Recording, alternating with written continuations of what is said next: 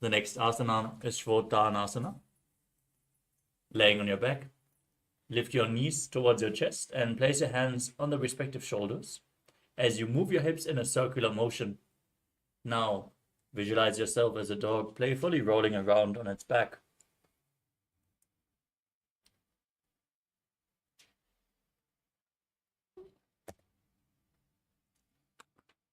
शवच्छरीरं संस्थाप्य जानुनी सम्मील्य नाभुवानीय. We move on to Viparita Karani. As you lay on your back, raise your hips and legs up straight with your arms flat on the mat for support. Now move your legs in a circular motion as you visualize Swamiji and perform the Murcha Kumbhaka.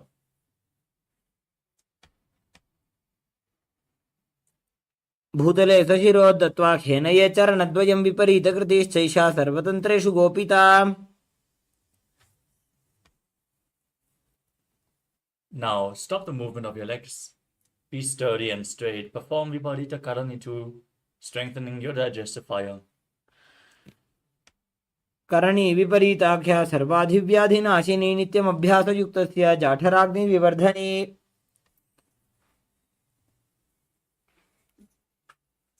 Now lower your legs down and then straight raise your hips and legs over top of your body, bringing the feet above your head.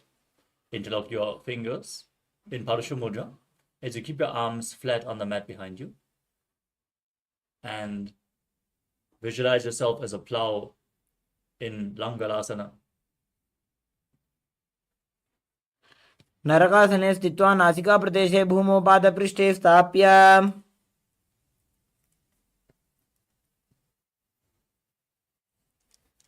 The next asana is Shaita Paschimottanasana. As you lay on your back, with the legs over your head, hold onto your feet with your hands. Keep your arms and legs straight. This is one of the 84 different asanas revealed directly by Lord Paramashiva himself.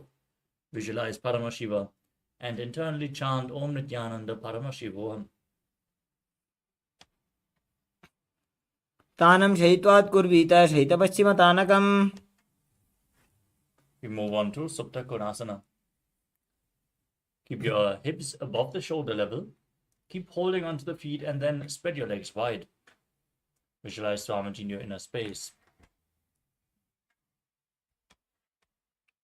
परिवृत्य कुक्षि भागे त्रिधा हि परिकीर्तितः बद्धकोणं सुप्तकोणम् ऊर्ध्वकोणमथापि च. The next asana is Chakrasana. With your legs joined above your head, hold onto your ankles and then roll onto your back while keeping your legs straight. Visualize yourself as a chakra, a wheel.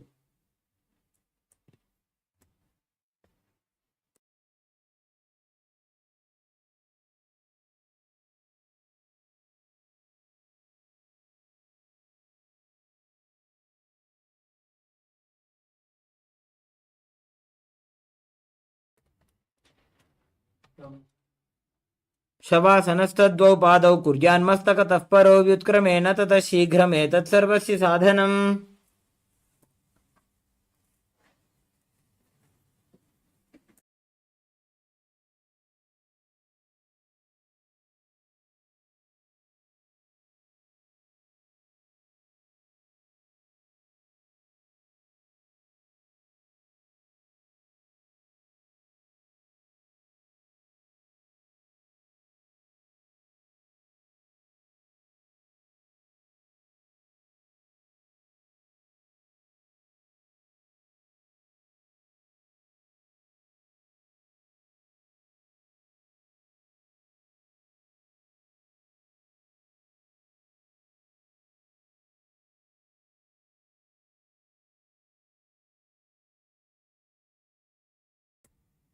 Next up is Supta Prasarita Varangushtasana. As you lay on your back, raise your legs in a 90-degree angle straight upwards and hold on to the big toes in Prana Mudra with the respective hands. Then open your legs wide to the side and visualize Swamiji in your inner space as you perform Ujjayi Pranayama, making an ocean-like sound with your mouth. उत्तानपादं क्रौञ्चं च मरीचिं वीरभद्रकं नटराजं त्रिकोणं च सुप्ताङ्गुष्ठप्रसारणे. Next up is Supta Padangushtasana. Join your legs together again above your body. Maintain that position as you visualize Swamiji. उत्तानपादं क्रौञ्चं च मरीचिं वीरभद्रकं नटराजं त्रिकोणं च सुप्ताङ्गुष्ठप्रसारणे. Next up is Matsyasana. From Supta Padangushtasana, move your legs into Padmasana. Lay flat on your back with your arms over top of the head, holding onto opposite elbows. Now visualize Matsya, the fish avatar of Lord Vishnu, as you gaze to the nose and perform the Mula Bandha. मुक्तपद्मासनं कृत्वा उत्तानशयनं चरेत् कूर्पराभ्यां शिरोभेष्ट्या मत्स्यासनं तु रोगः. We move on to Padashadamasana. Laying on your back with your legs in Padmasana, place the back side of the right hand on top of the left. Maintain the same position otherwise with your legs in Padmasana, and visualize Lord Rama in your inner space as you gaze to your nose. प्रथमकरे पद्मासन आछे सूधो सोवे भूपरि पाछे.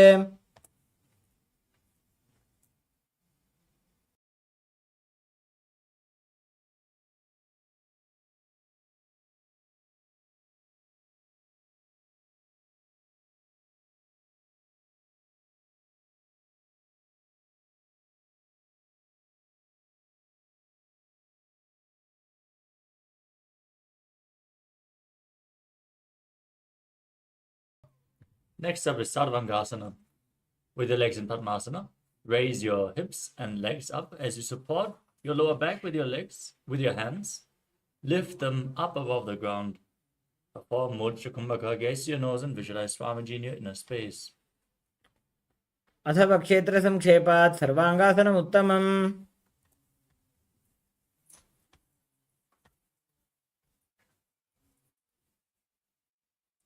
You move on to Vrishchikasana. Lay on your back with one foot onto the opposite thigh. As you pull the other leg against your chest, gaze to your third eye and visualize yourself as a scorpion. प्रथमशयन सूधो शीर्षकेशिकी सन्धि सुदाखे. Now place the other foot on the opposite thigh, pull it towards your chest as you repeat Vrishchikasana on the other side. प्रथमशयन सूधो शीर्षकेशिकी सन्धि सुदाखे.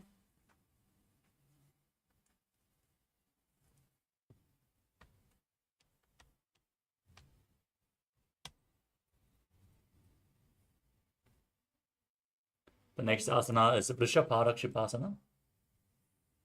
As you lay on your back, interlock your fingers behind your neck, and then lift both legs off the ground, alternatingly, bringing one knee in towards your chest back and forth, as you visualize Swamiji in your inner space.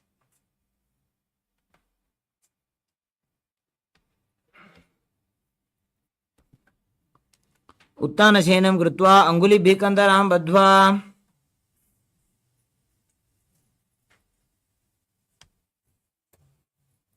Next up is Maruttanasana.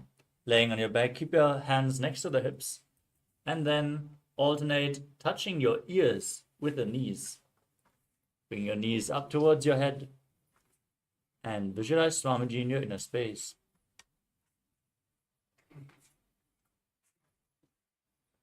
श्रोतानवस्यं सिद्धि कृत्वा जानुद्वयं पर्यायेन कर्णयोः संस्पृशेत्. Next up is Vrikasana. As you lay on your back, place your feet flat on the mat and then stand up and lay back down again and again as you visualize yourself as a wolf, performing Sahaja Kumbhaka, calmly breathing through your nose as you do so. अथ उत्तानशयनं कृत्वा पादतलाभ्यां भूमिं धृत्वा.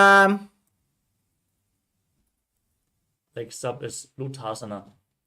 Laying on your back, kick your legs up and roll over completely again and again, visualizing Swamiji in your inner space, and finally ending in a prone position on your stomach.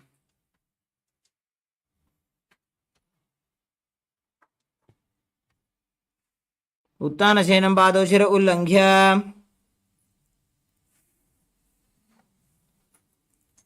Next up is Sadatthasana. Laying on your stomach, keep your hands next to the shoulders and contract your lips, making a whistling sound while inhaling. Keep your toes pointing back and visualize yourself as a chariot carrying warriors into a battle for Dharma on your chariot back.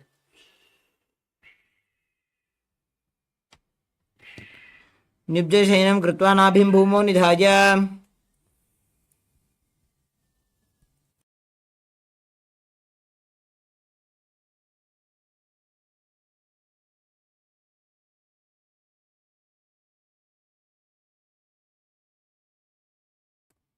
Next up is Dehalyulanganasana. Now push your hands into the ground, lifting your body up into a plank position, and then jump your feet back and forth as you visualize yourself transcending body and mind.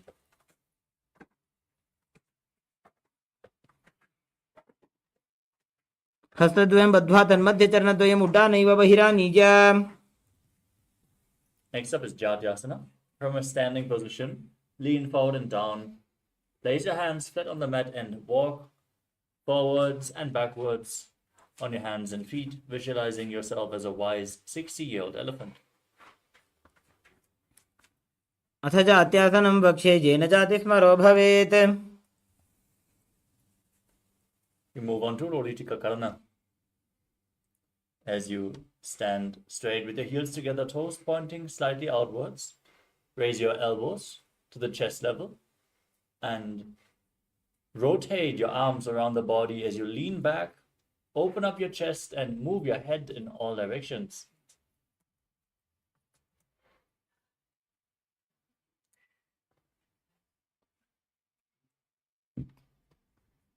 Next up is Sadapasana. Now tie your feet with a rope if you have one close by and stand straight on the mat like a rod, keeping your arms close to the body, hands on the respective thighs. Visualize your Kundalini Devi raising and curling upwards around your body as you perform the Mudra Bandha.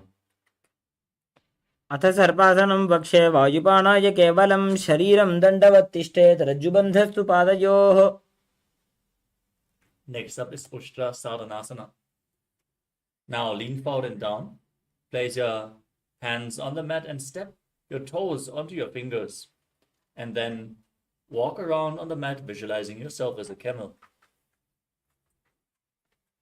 मुष्टिकनिष्ठिका प्रदेशेन भूमौ निधाय उपरि पादतले संस्थाप्य.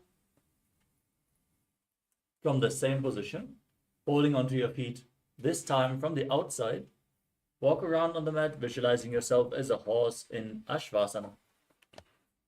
मुष्टिकनिष्ठिका प्रदेशेन भूमौ निधाय उपरि पादतले संस्थाप्य अश्ववत् शरीरं चलनीयम् अश्वासनं भवति. Next up is Kapota Nitakasana. Now interlock your fingers behind your body in Padusha Mudra and pull your hands down towards your calves, opening up your chest widely. Lean back and visualize yourself as a soaring bird diving headfirst in rapid speed.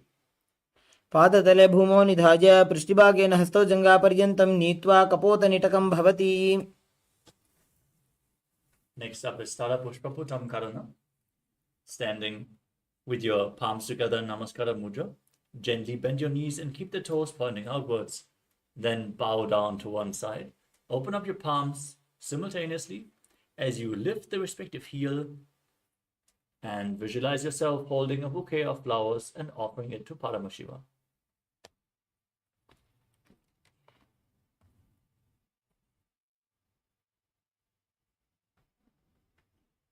Next up is Khadgasana. Now visualize yourself as a rhinoceros as you gaze to the tip of your nose and lay down on your stomach. Then jump your feet back up towards your hands and stand with your hands in Namaskara Mudra, forming the horn of the rhinoceros. नुजतरतमासनं कृत्वा पादतलाभ्यां भूमिं धृत्वा.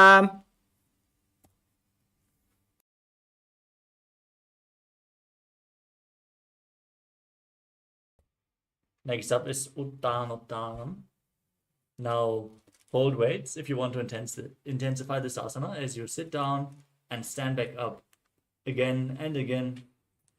Gaze to the tip of the nose and visualize Swamiji in your inner space. पुनः पुनः उत्थातव्यमसितव्यम् इति उत्थानोत्थानं भवति. Next up is Musalasana. As you stand up straight, raise your arms over your head and jump repeatedly, visualizing yourself as a mace. Breathe calmly in Sahaja Kumbhaka and perform the Mula Bandha as you internally chant Om Nithyananda Paramashivoham. सरलं स्थित्वा ऊर्ध्वं बाहु नयेत् वारं वारम् उड्डानं कृत्वा.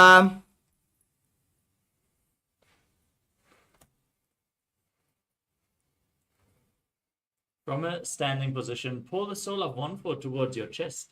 Then, with the other foot, sit down and stand back up, alternating the sides again and again as you gaze to your nose and visualize Swamiji in your inner space. एकैकं पादतलं कुक्षो निधाय तिष्ठेत् उत्शीर्षकं भवति.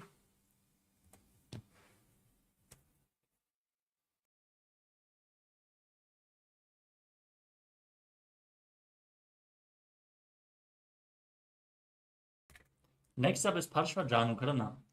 Now stand and keep one leg slightly bent with the toes pointing to the side as you pull the other knee towards your chest and circling it with a respective arm with a hand in a fist, placing the other hand on the respective thigh with the fingers pointing inwards.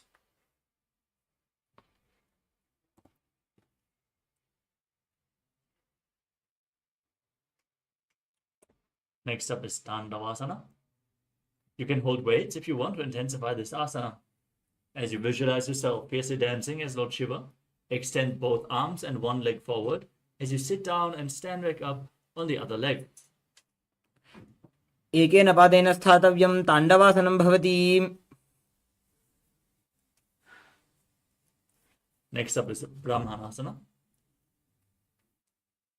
As you place the left foot on the inner opposite thigh and stand erect on the mat like a rod, keep your hands by the sides and visualize yourself being blessed by Lord Brahma. ब्राह्मणासनमावक्ष्ये यत्कृत्वा ब्राह्मणो भवेत्. We move on to Garudasana 3. Now stand tall and wrap the left leg over the right and bring the toes behind the calf. As you bring the left arm below the right and place your hands in Namaskara Mudra, visualize yourself as Lord Garuda.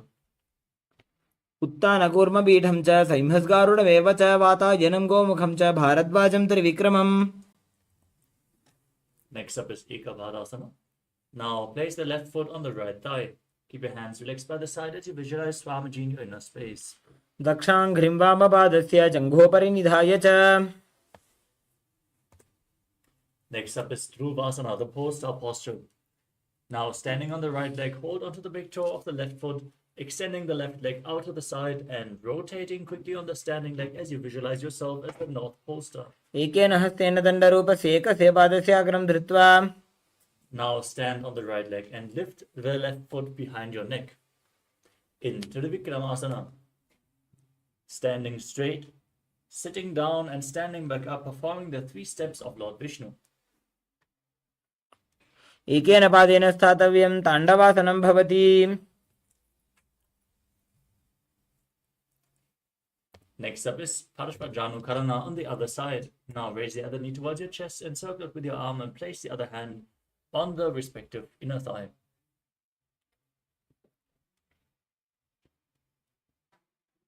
Now repeat Tandavasana on the other side as you sit down and stand back up. Visualize yourself fiercely dancing as Lord Shiva.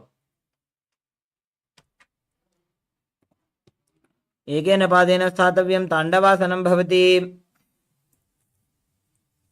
Now repeat Brahmanasana on the other side.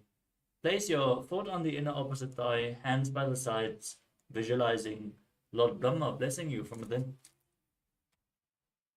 ब्राह्मणासनमावक्ष्ये यत्कृत्वा ब्राह्मणो भवेत्. Now repeat Garudasana 3. Intertwine your arms and legs as you keep your hands in Namaskara Mudra. Visualize yourself as Lord Garuda. उत्तानकूर्मपीठं च सैंहस्गारुडमेव च वातायनं गोमुखं च भारद्वाजं त्रिविक्रमम्. Now repeat Ekabhadasana on the other side. Place the right foot on the left thigh, hands by the sides, visualizing Swamiji in your inner space. दक्षाङ्घ्रिं वामपादस्य जङ्घोपरि निधाय च. Now repeat Dhruvasana, the post up posture, rotating quickly on the left leg as you extend the right leg out, visualizing yourself as the north poster. एकेन हस्तेन दण्डरूपस्य एकस्य पादस्य अग्रं धृत्वा Now lift the right leg behind your neck if you can. Otherwise, you can pull your leg towards your chest and then stand back up. You can hold on to an object for stability. ग्रीवायां पादं संस्थाप्य स्थातव्यम् उत्थातव्यं त्रिविक्रमासनं भवति. Now stand straight on the mat in Samanaka Karana.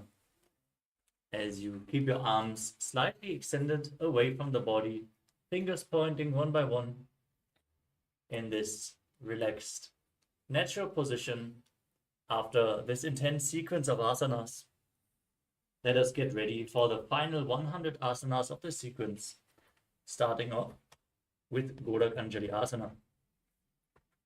As you stand erect, bend forward and bring both hands underneath the legs as you interlock your fingers in Padusha Mudra.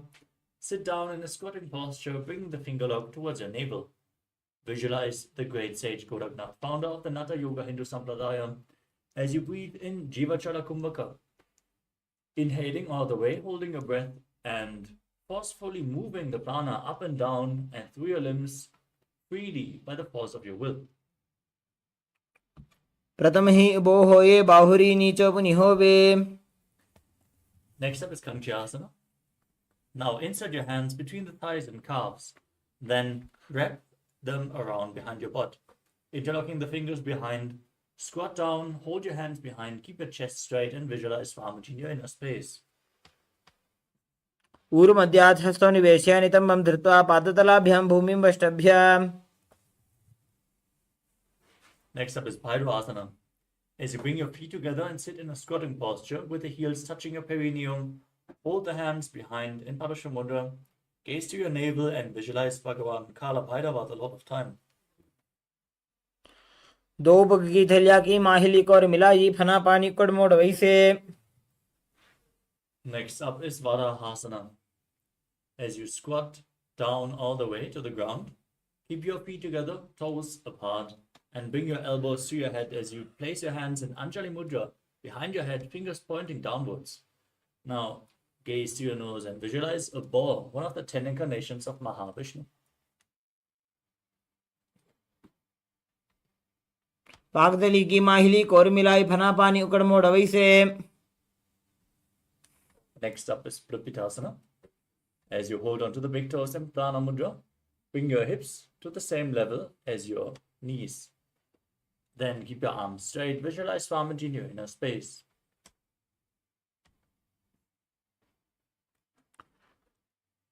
पार्श्वद्वये सम्मील्य स्थित्वा नितम्बं जानुप्रदेश आनीय.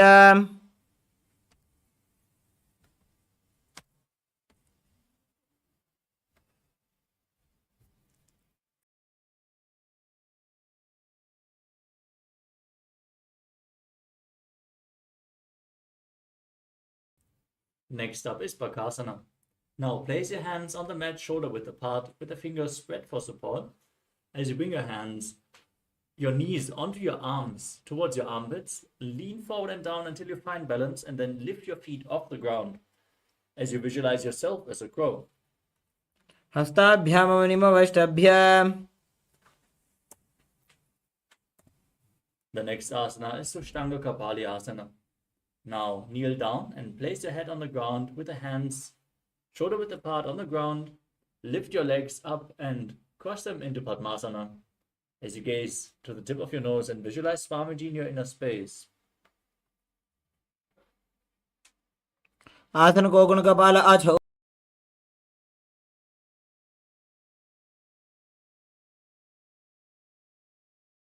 होई. Gently lower your legs. Come to a kneeling posture with the perineum down on the ground, the heels outside of the hips, with the toes touching behind your body. Keep your hands on the thighs in a relaxed manner as you gaze to your nose and visualize you are sitting in the secret seat with Paramashiva and Guru, internally chanting the Mahavakya, Om Nithyananda Paramashivoham. जानोर्भोरन्तरे पादौ कृत्वा पादौ च गोपजेत्. Next up is Vrikshasana 2. Use the support of a wall if needed as you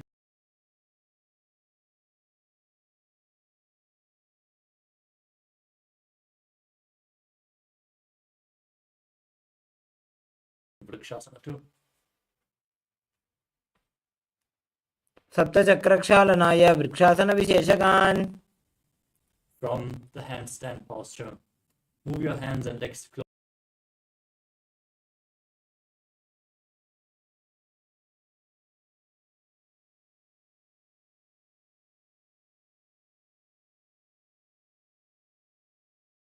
Gulf मिलाए. Gently lower your legs down. Place your hands flat on the ground, shoulder width apart. As you lower your body,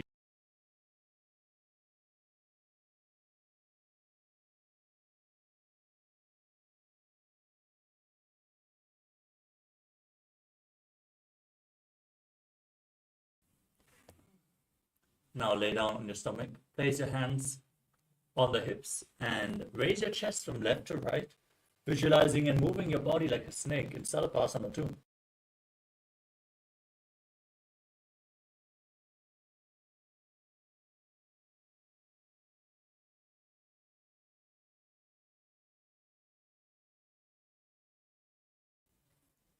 The next asana is Niralambanasana, laying on your stomach.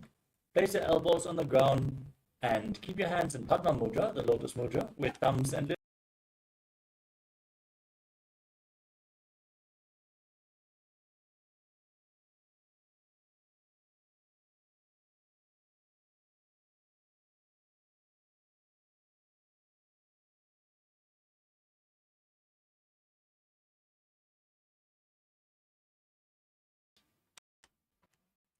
परयासुदी चाहिए. Chaturanga.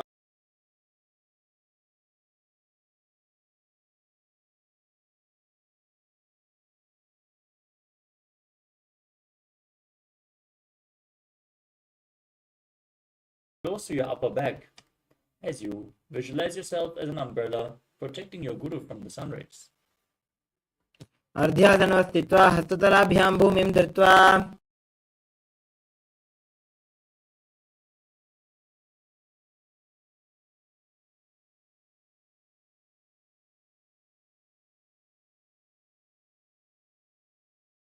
Visualize you're the weapon of Indra, symbolizing indestructibility. इदानीं गर्भिणीनां योगाभ्यासो यथा लघुसुखप्रसवलाभाय प्रोच्यते प्राक्तनेपथि.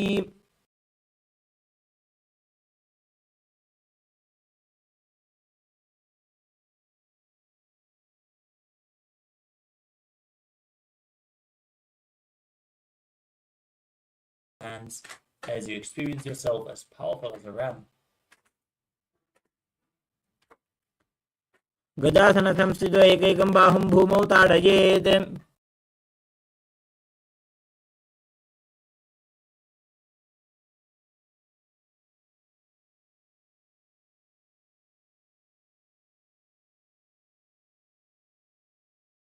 From Gajasana, lift your legs into the air and slowly bring your forehead towards the ground as you visualize yourself as unborn, existing for all eternity.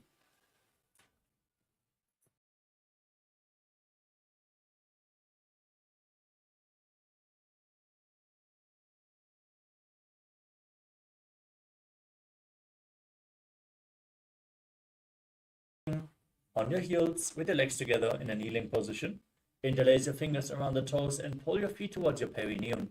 Then place your hands on the respective knees. Keep your spine straight, gaze to your nose, and visualize Swamiji in your inner space as you perform Ujjayi Pranayama, making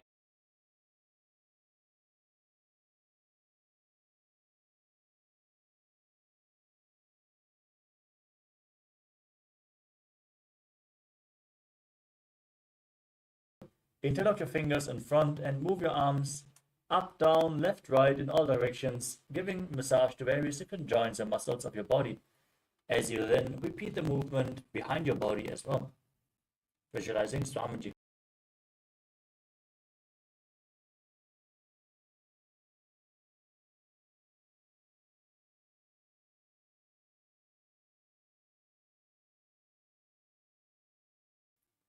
As you sit on your heels in Vajrasana, keep your feet turned out to the sides. Place your hands on the thighs, keep your spine straight, and visualize your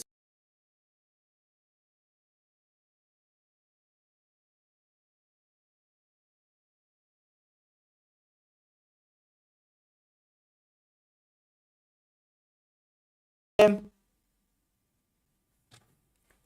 next asana is Ananda Madhyasana. Sitting with your legs folded back, the toes pointed backwards, with your knees open wide.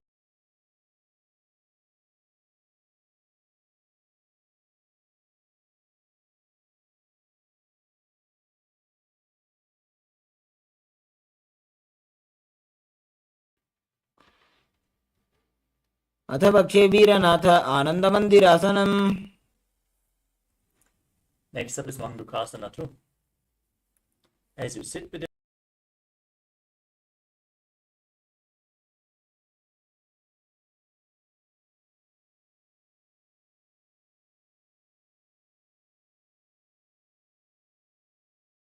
and performing Uddiyana Bandha and Mula Bandha in Mandukasana too. पृष्ठं सम्पीड्य गुल्फाभ्यां जान्वङ्गे सबलयाकृतिः हस्तौ पादतले क्षिप्तो मण्डूकं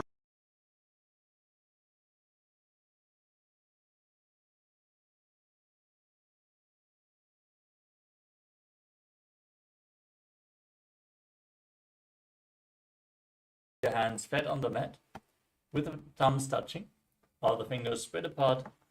Now gaze to the tip of your nose and stick out your tongue, exhaling forcefully again and again.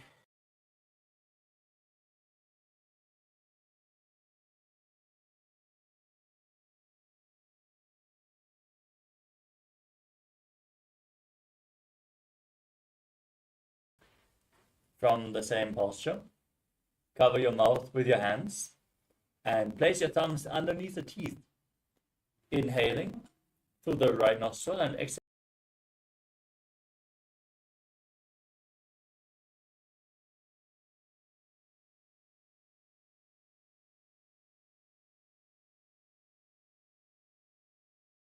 उपगागियेडी Joji गोडाफनोवान पुनिहोई. The next asana is Makarasana. Now keep the soles of the feet together, the top of the feet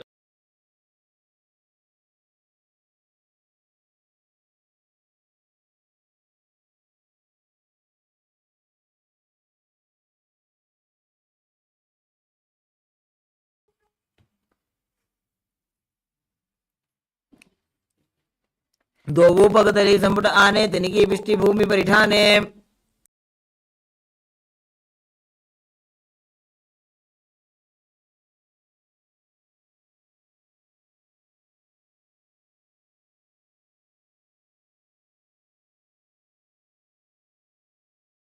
feet together, the knees open wide.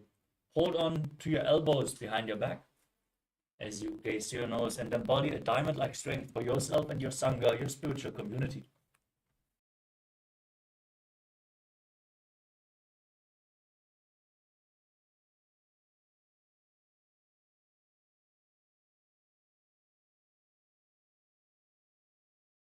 Keep your toes down, cross your ankles, and sit on your heels, placing your palms on the mat to the side of your body. Now, gaze to your nose and visualize perfect health.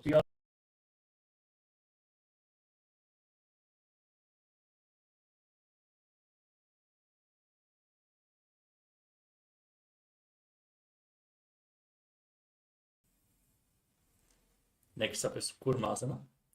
Maintaining the same posture, place your hands on the knees. Make your upper body and neck stiff like the shell of a turtle as you visualize a turtle with a stick.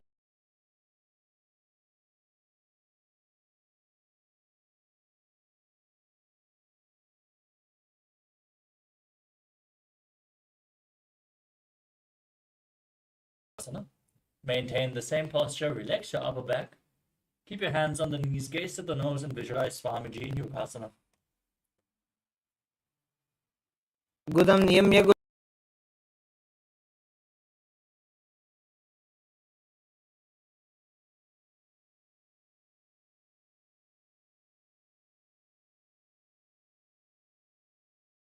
thumbs outside, gazing to your third eye as you visualize a space of eternal oneness, Advaita with your Guru.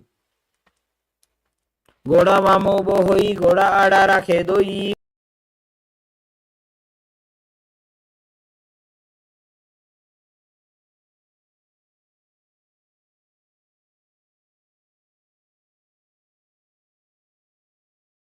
The next asana is Ushtrasana 2. In a kneeling position, bend backwards and hold onto your ankles with your hands. Keep your arms straight and push.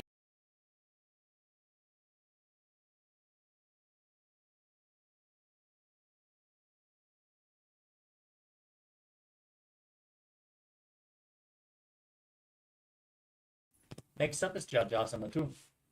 With your heels together, the hands on the soles of the feet, slowly lean backwards as you place your back. The back.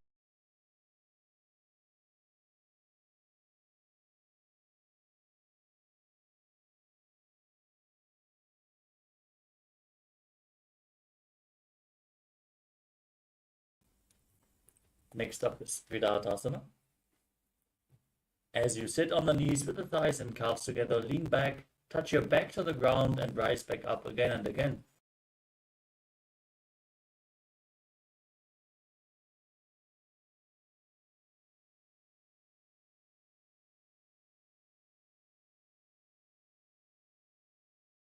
योः ऊरुनि संस्थाप्य.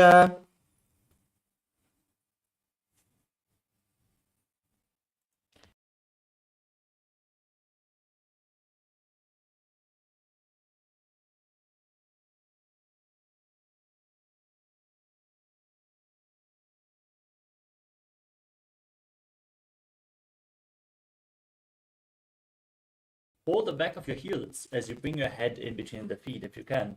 Lean back as far as you can as you visualize yourself as a beautiful dove. मेरुदंड ग्रंथि.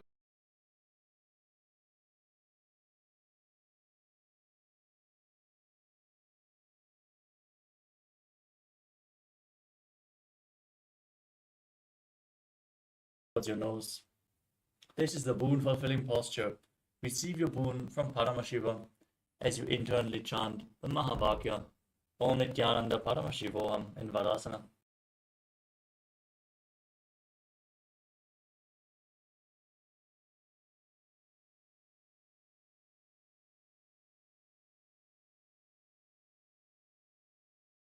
Resting your head on your hands in Varahasana 2 as you visualize yourself as Varaha, the boar avatar of Lord Vishnu.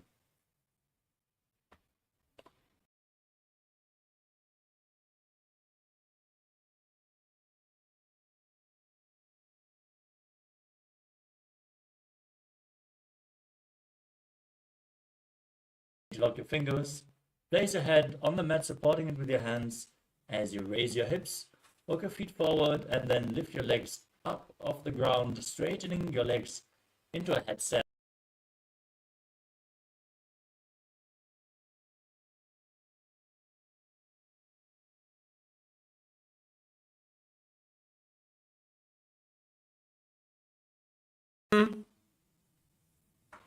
Lower your legs down and come to a kneeling posture as you place your head in between the knees.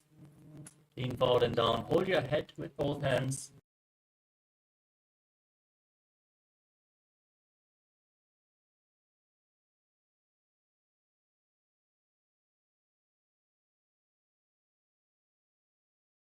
रावे कोरमाहिली उभे मिलावे.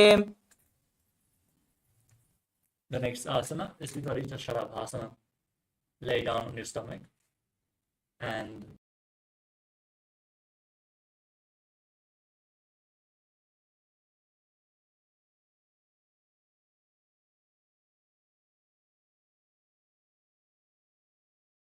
च नटभेरुण्ड नामके गण्डभेरुण्ड सहिते शीर्षदण्डासनं तथा. next up is Kapalasana. Now place your forehead on the ground and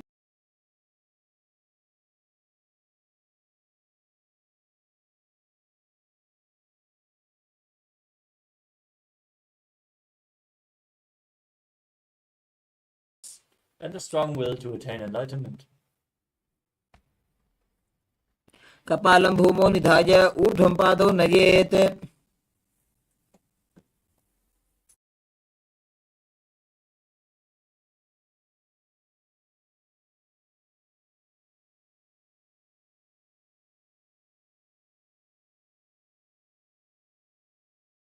Your head and placing your feet on the ground in front of your head if you can. Now visualize yourself as a free and open dove. Ustraa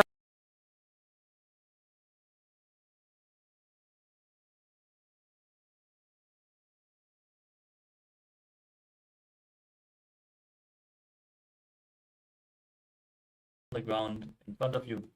Be sturdy and visualize yourself as a sparrow in Shatakasana. कूर्मरपर्यन्तौ हस्तौ धरामष्टभ्याम्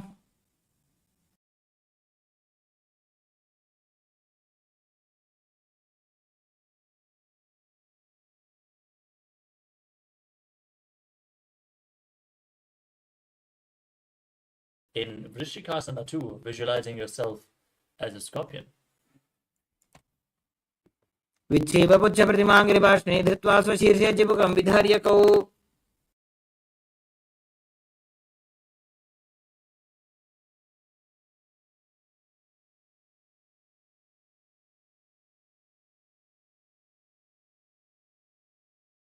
Outwards. Press your hands in front of your knees on the ground as you visualize yourself as a bull, breathing in Antaranga Kumbhaka, forcefully inhaling through.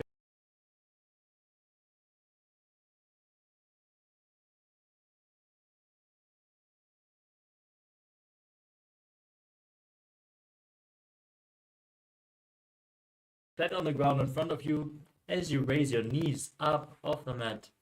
Cross the toes of the left foot over the right as you visualize Swamiji in Dulasana.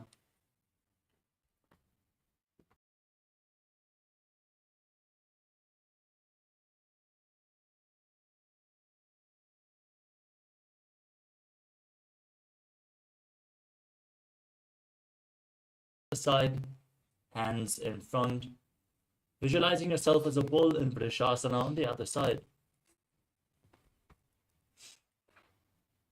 याम्य गुल्फे पादमूले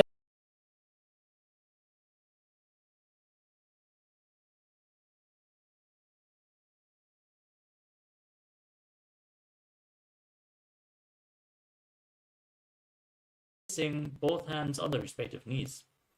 Now visualize Balagunahai, one of the 84 siddhas in your inner space.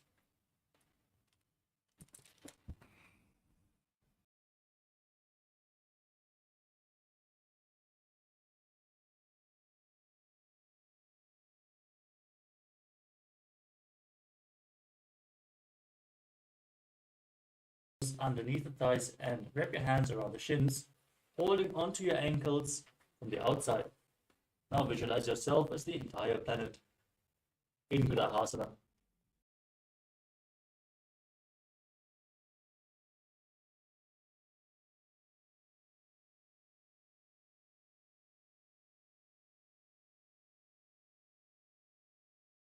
Right foot with the other knee raised against your chest, hands on the knees, visualizing Balagunahai. आसन को गुण जल विकार जाई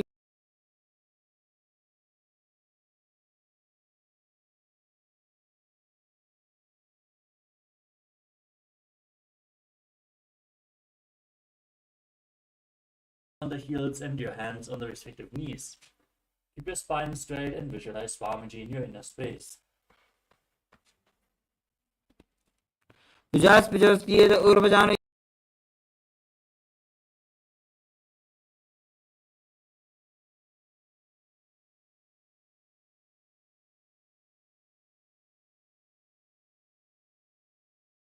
Hold onto opposite elbows behind your back.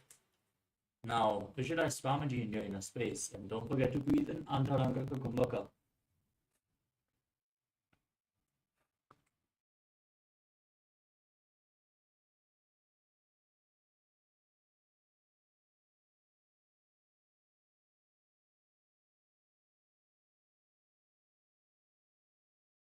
Squat down, keep your arms straight, gaze to your nose, and visualize you are able to consume and live off of air alone. Though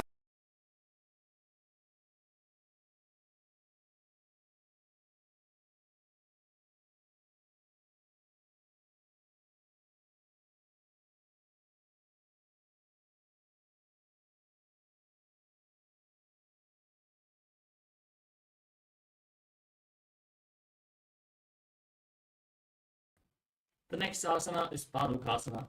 Now,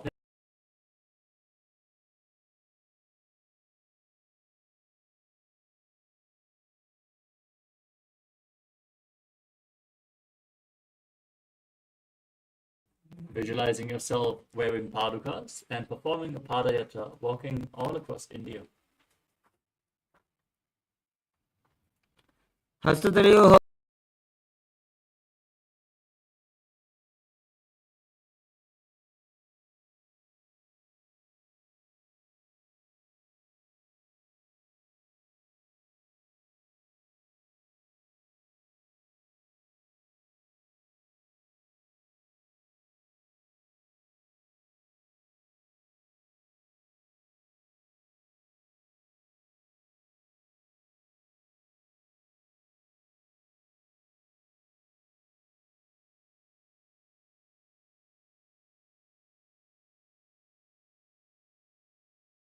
Let them fall back down again and again, visualizing yourself as a rooster. हस्ततले भूमौ कृत्वा पादतले च ऊर्ध्वमुड्डानं कृत्वा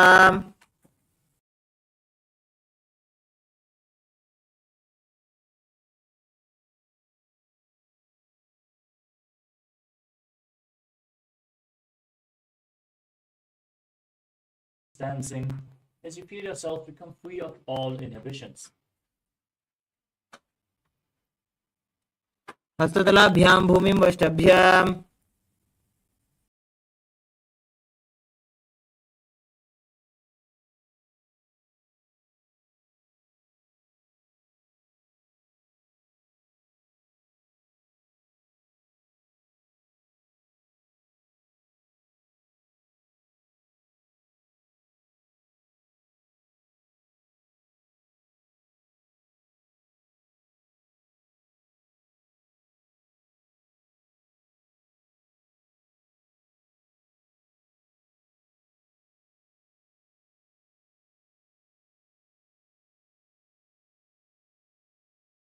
Your inner space, breathe calmly through your nose in Sahabra Kumbhaka.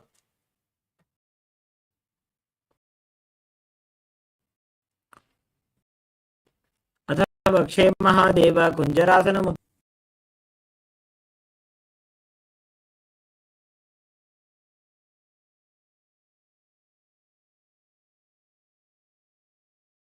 उत्तमम् Now sit down on the ground with the feet flat, the heels close to your body. Hold onto the respective ankles and lift your feet off the ground in Kadambasana, visualizing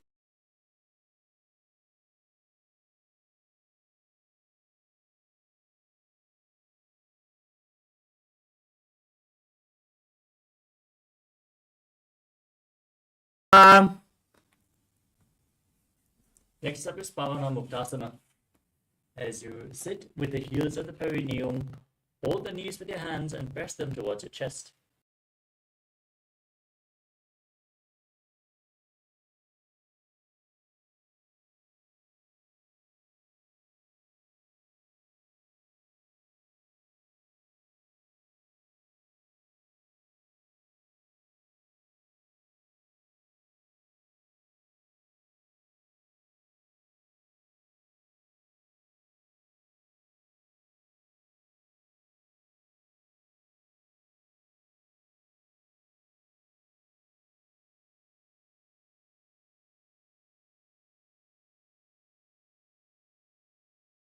Behind your head if you can.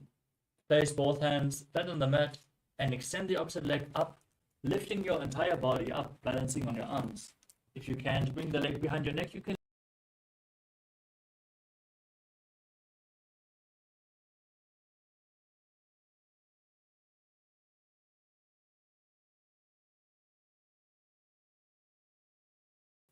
Now sit with one leg extended. Hold on to the respective big toes with your hands as you pull the other foot towards your ear, visualizing yourself as a bow. पादाङ्गुष्ठोदुपानि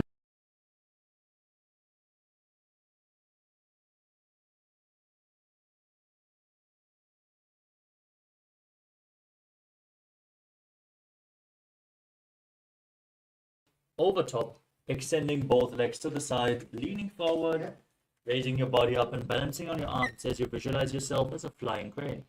वासिष्ठमथकौण्डिन्यमूर्धकुक्कुटमे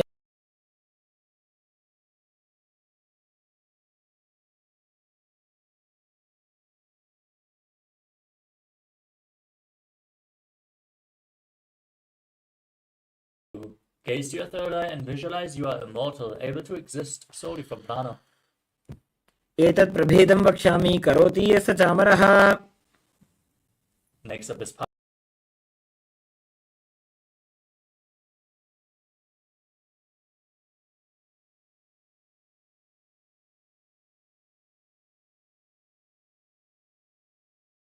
hands behind your back, twisting your spine as you gaze to your third eye and visualize the great sage and yogi Nithyananda. पार्श्वाभ्यां धृतते यास्तु पार्श्वमत्स्येन्द्रमुत्तमम्.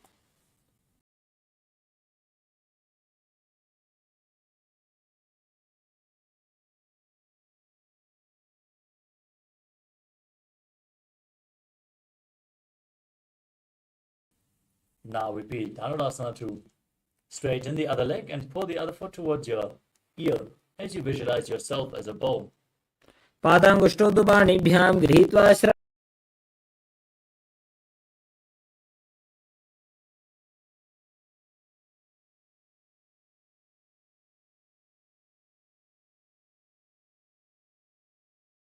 वासिष्ठमथकौण्डिन्यमूर्धकुक्कुटमेव च. Now repeat Pranasana on the other side with the opposite foot on the opposite thigh. Bring your shoulder under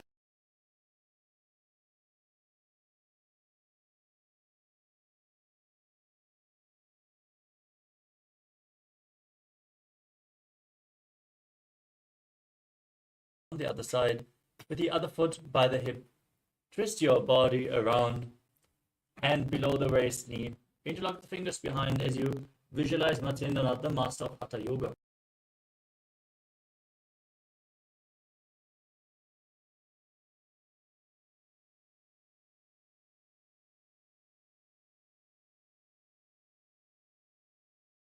Press one heel against the perineum. Lean forward and down with the opposite foot extended. Hold onto the front foot with both hands as you place your head close to the knee.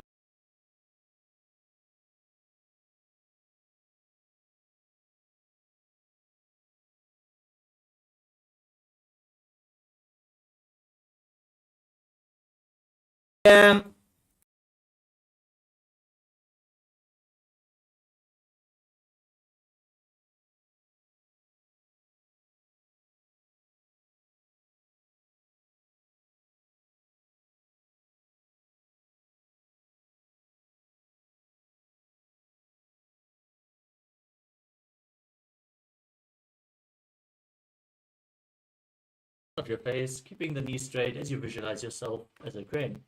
उत्तानपादं क्रौञ्चं च मरीचिं वीरभद्रकं नटराजं त्रिकोणं च सुप्ताङ्गुष्ठप्रसारणे.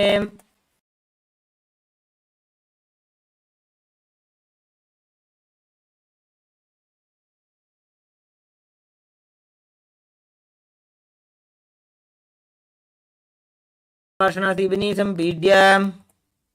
Now bring the right foot outside the hip, place it flat and hold and lift the left foot in front of your face, visualizing yourself as a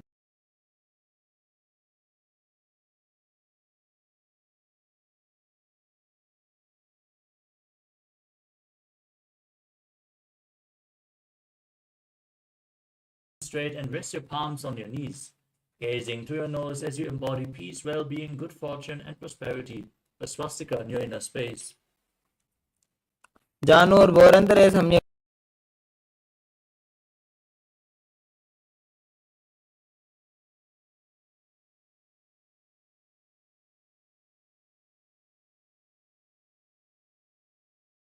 Visualize the great sage Goraknath, founder of the Natha Yoga Hindu Sampradaya. जानोर्भोरन्तरे पादौ उत्तानो व्यक्तसंस्थितौ Now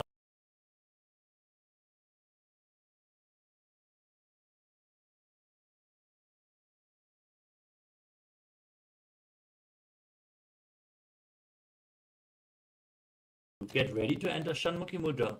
Inhale all the way, then close your mouth with little and ring fingers, the nostrils with the middle fingers, the eyes with the index fingers, and the ears with the thumbs.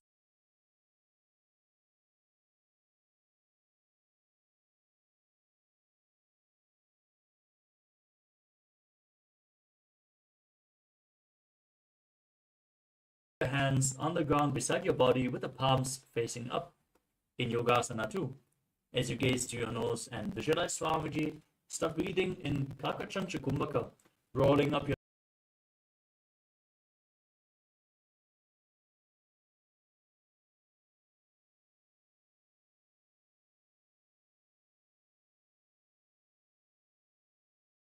चरणौ कृत्वा संस्थाप्योपरि जानुनोः Next up is Urdhva Kukutasana. From Padmasana, place your palms flat on the mat beside your body.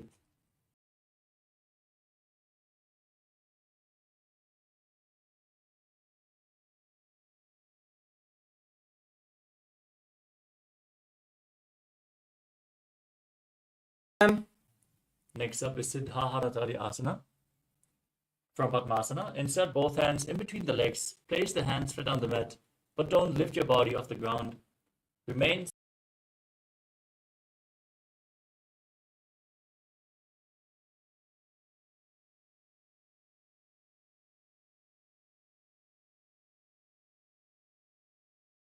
posture. Now push your hands into the mat and raise your body up, gazing to the nose as you visualize yourself as an elegant swan, still breathing in Kakachancha Kumbhaka. कुक्कुटासनस्थित्वा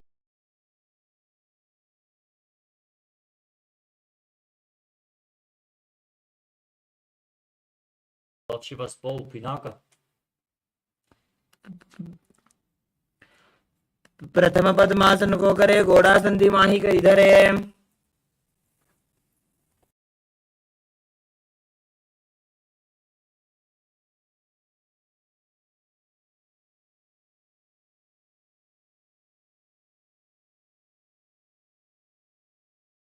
And hold on to the respective shoulders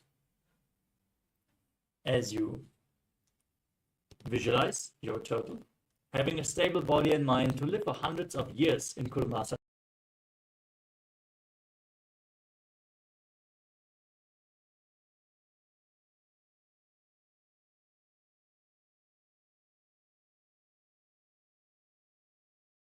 In Granthi Bhedasana, gazing to the nose and rejoicing knowing you're sitting in Shiva's secret node posture. अथ वक्षे नीलकण्ठः ग्रन्थिभेदासनं शुभम्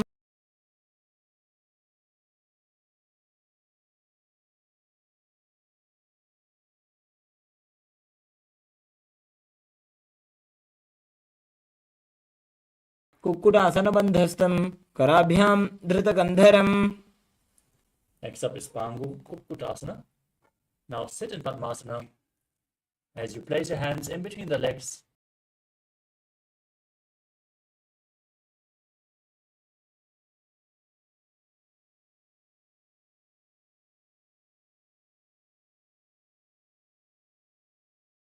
Place the other hand on the ground in between the legs. Lift your body up in Pangu Kukkutasana on the other side. कुक्कुटासनस्थित्वा एकेन हस्तेन अन्यस्य मणिबन्धं धृत्वा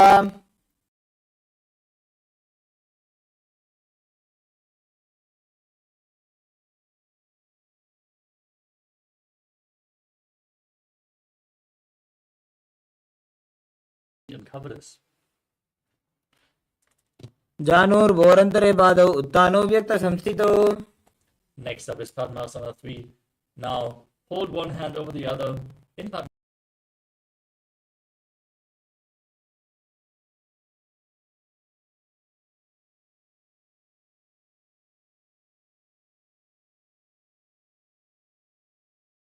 Gaze to your nose and visualize Paramashiva in your inner space as you perform the Mula Bandha. एतत् पद्मासनं कुर्यात् प्राणवायुप्रसिद्धये. Next up is Karmukasana 2.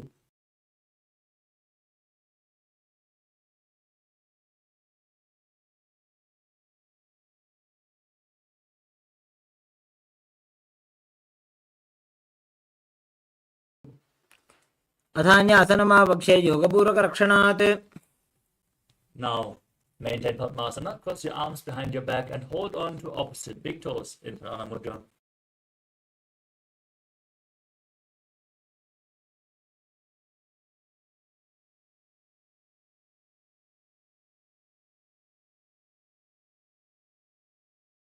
Your chest and gaze to your third eye. Visualize the action of Paramashiva's third eye, destroying anything you come across in Dridhasana. ऊरुभ्यामुपरि स्थाप्य पादयुग्मं प्रयत्नतः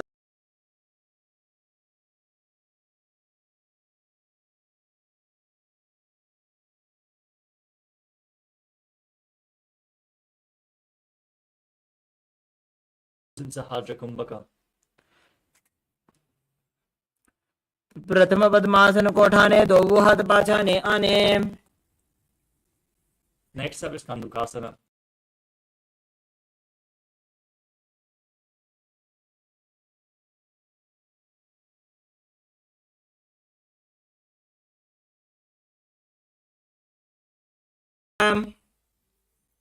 Now place your feet flat on the mat as you lay on your back and interlock your fingers behind your head, resting on your back, gazing to the nose, breathing calmly in Urdhva Pavanasana.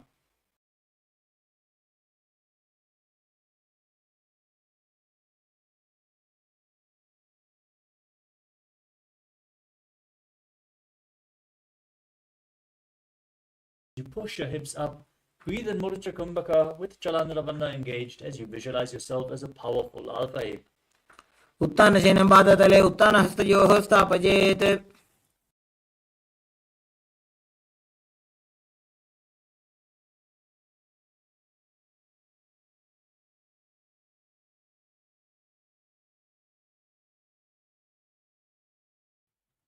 जङ्घोरुबलहीनश्चेत् उत्तानशिखिपीठकम्. Now raise your hips and legs up straight into Narakasana and then bring your arms flat on the mat.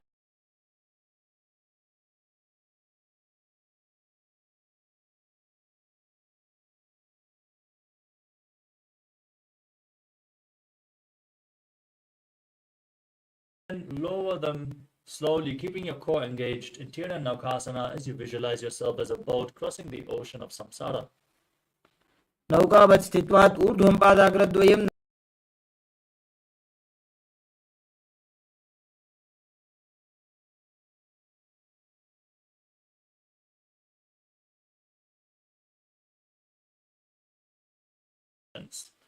तिर्यन्नौकावत् ग्रीवापृष्ठकूर्परैः भूमिं वष्टभ्य. Lay down flat on the mat in the final asana of the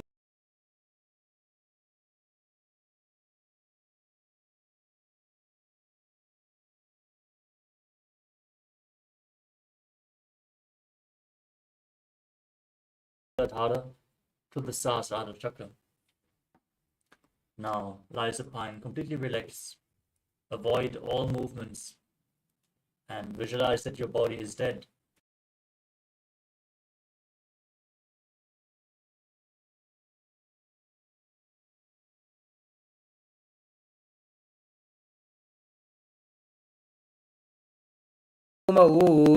शयनं तोषवासनं शवासनं श्रान्तिहरं चित्तविश्रान्तिकारणम्.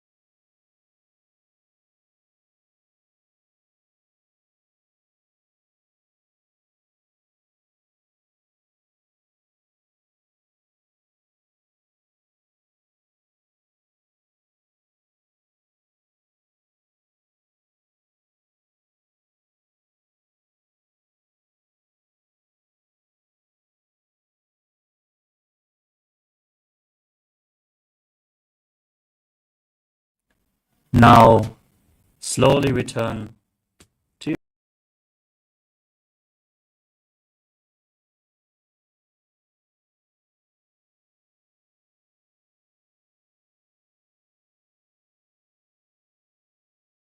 body from side to side as you slowly rock your body up in a seated position. Congratulations.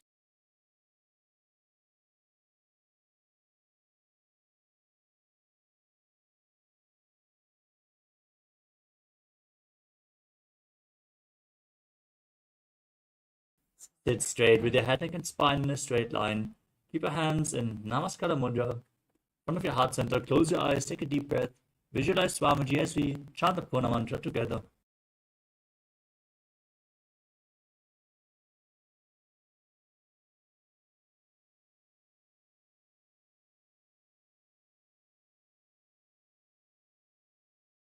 Om Shanti Shanti Shanti Hari Om Tat Sat Sarvam Bhagavat Shri Nithyananda Paramashiva Padukarpanamastu. Om Nithyanandam.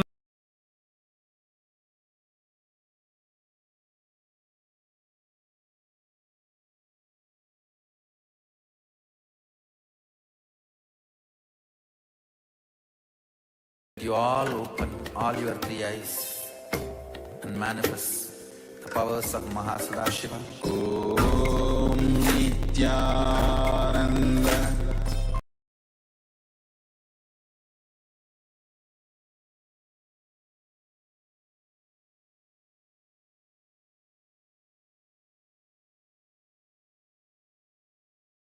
Om Nithyananda. Paramashivoham. Om Nithyananda.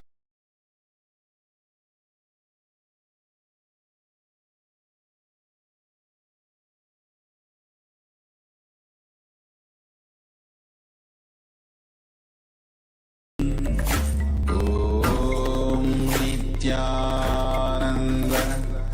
Paramashivoham.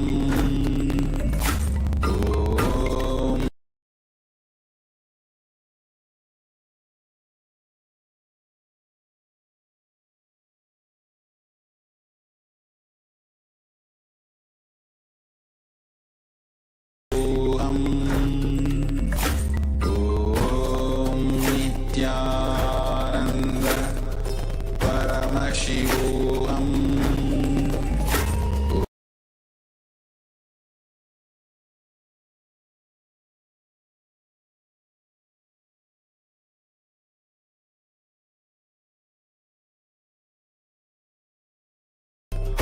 Paramashivoham.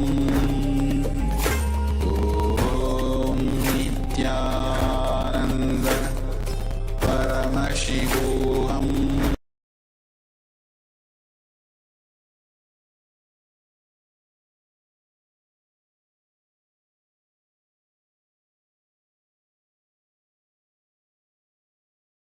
Ananda. Paramashivoham. Om Nithyananda.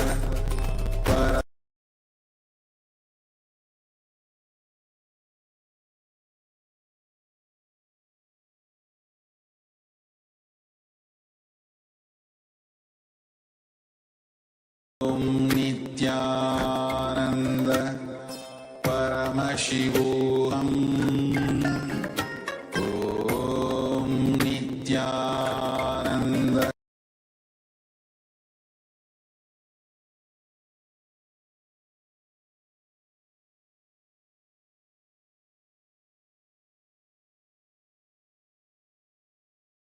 Om Nithyananda. Paramashivoham. Om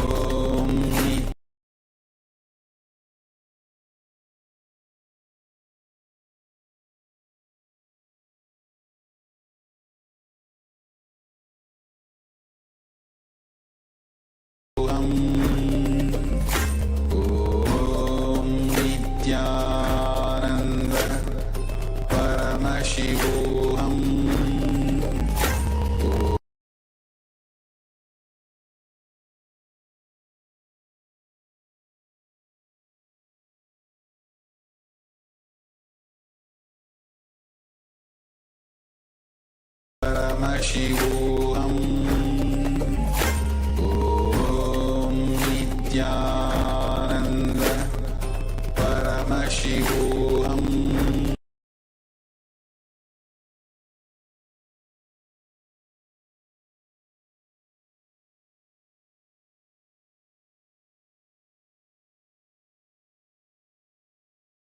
Full segment of the Dvitiya Vinyasa Krama, where all of us have experienced the Nithyananda Yoga, and it is such a beautiful space when we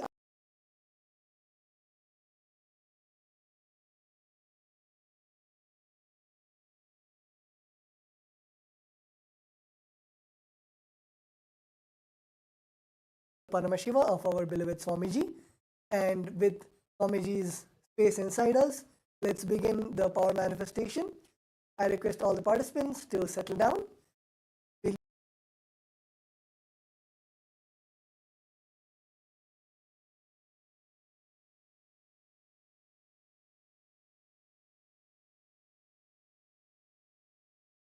Your third eye. We'll be manifesting the power of seeing the shapes today. So let's get ready. Please sit down, sit in a very comfortable position.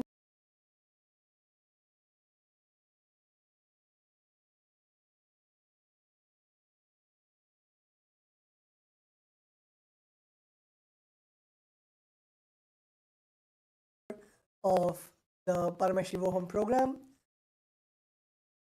Let's get ready for the power manifestation.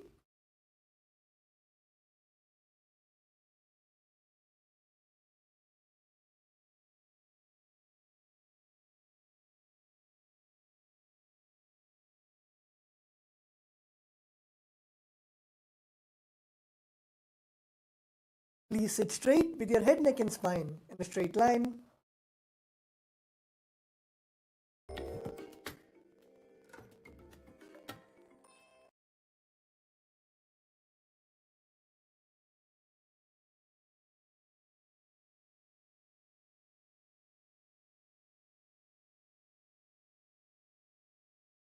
Om Nithyananda Paramashivoham. Om Nithyananda.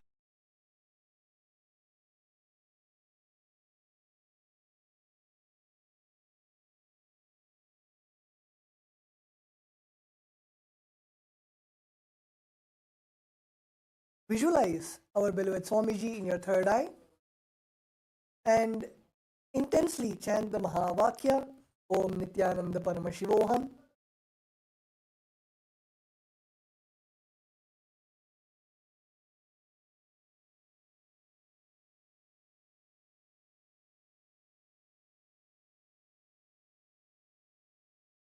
Intensely look through your third eye while chanting the Mahavakya.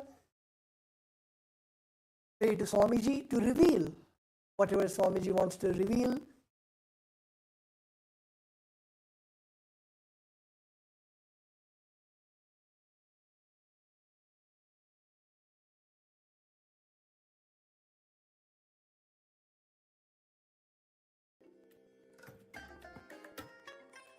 I bless you all. Let you all open all your three eyes and manifest the powers of Mahasudashiva.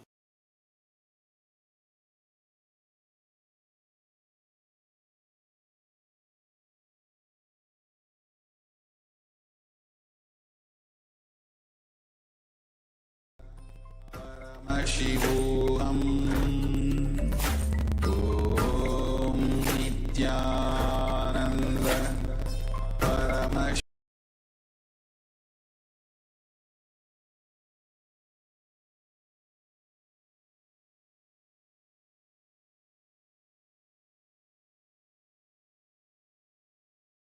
Nithyananda Paramashivoham.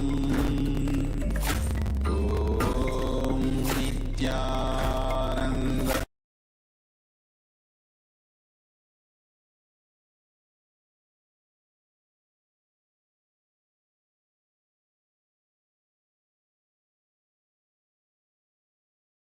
Om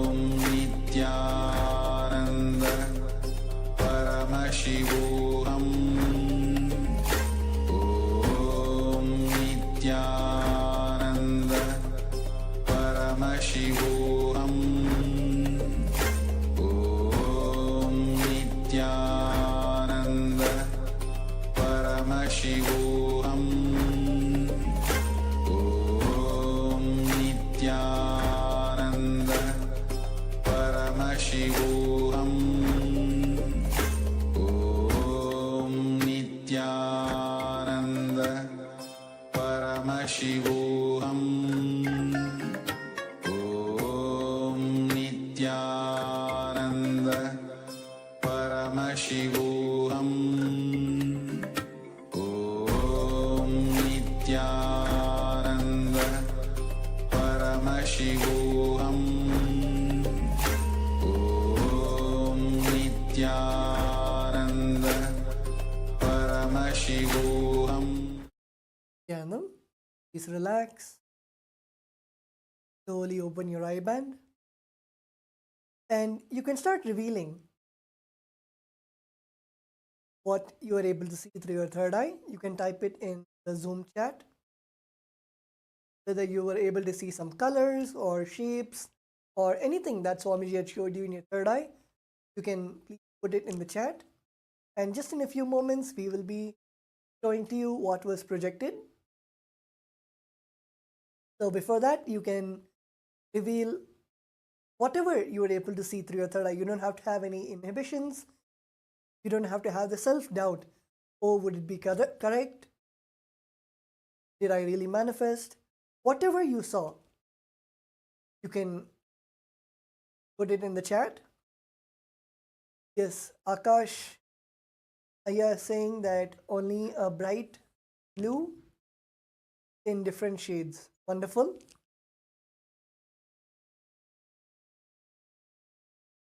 Yes. So let's now, we are projecting the picture what was revealed. So Akash Aya, it's actually correct what you saw. Beautiful. It is a bright blue color in different shades, and it was a picture of a triangle. Wonderful, wonderful, Aya. So yes, others also, you can post what you have seen, and if you are able to see the triangle or the blue in different shades or purple. Yes, so that was a beautiful round. We'll now be moving on to the next round. We are having another round of seeing the shapes.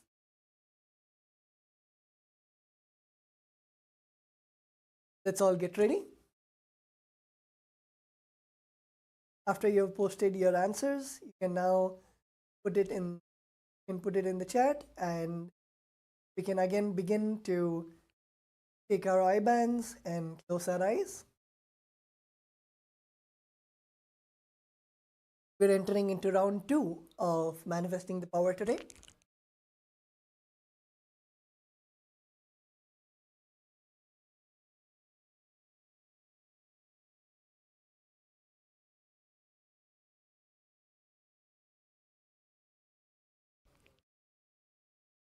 Yes. So let's all sit straight. You sit with your head, neck, and spine in a straight line. You can please close your eyes, take your eye bands, and please close your eyes. Intensely visualize our beloved Swamiji in your third eye. And whatever Swamiji is showing you, start revealing. Start looking intensely without any self-doubt, without any self-hatred, self-denial. Close your eyes, and in the pure space, start seeing the picture which is projected to all of you through your third eye.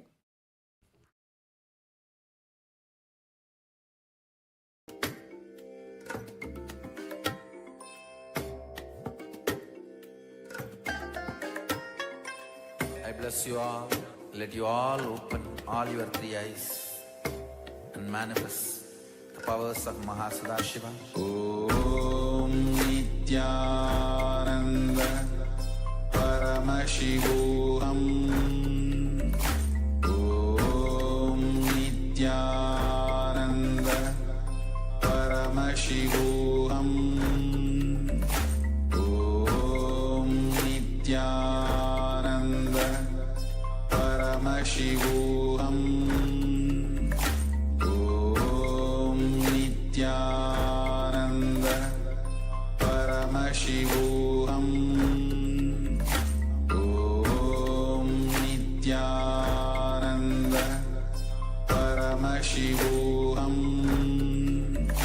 Om Nithyananda Paramashivoham. Om Nithyananda Paramashivoham.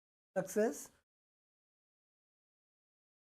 You see, actually, every time it is actually good to celebrate every time that we are able to, that Paramashiva Swamiji manifests to us. But also we should make sure that every time we get an opportunity, we should make sure that it's only Swamiji who is revealing, and again get into that same space to receive whatever Swamiji is showing us. Okay, so let's now project the image that was shown to everyone. The image is being projected, so you can see that it is a rectangle, and there are many colors ranging from gold to black and a bit of white, yellow. So whatever you're able to see in your third eye, you were able to see any of these colors or shapes or shades of these colors. It is beautiful. And with that, we come to the conclusion of today's Power Manifestation session. You can all take a few moments to go on social media and share your experience, celebrate your experience of the Power Manifestation today. So all of you can take a few moments to go on social media and share your experience with hashtag Nithyananda, hashtag KAILASA, and tagging Swamiji's account where you can receive Swamiji's blessings. So just in a few moments, we'll be entering into the next sessions for today. Please stay tuned and continue sharing, and we'll be right back with you.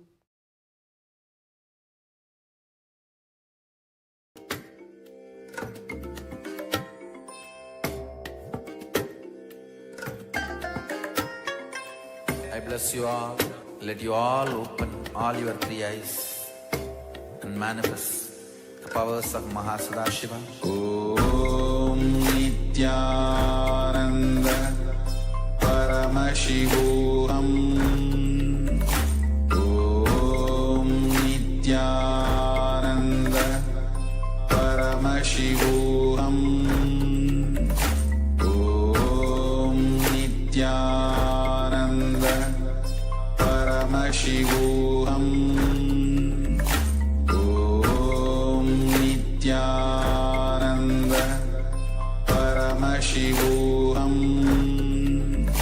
Om Nithyananda Paramashivoham. Om Nithyananda Paramashivoham. Om Nithyananda Paramashivoham. Om Nithyananda Paramashivoham. Om Nithyananda Paramashivoham. Om Nithyananda Paramashivoham. Om Nithyananda Paramashivoham. Om Nithyananda Paramashivoham.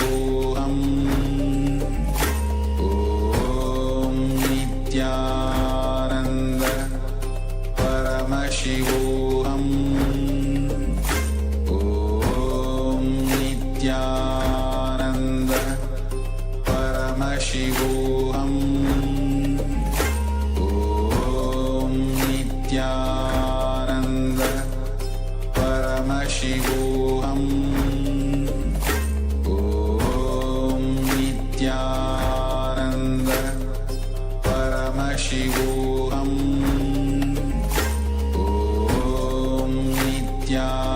Om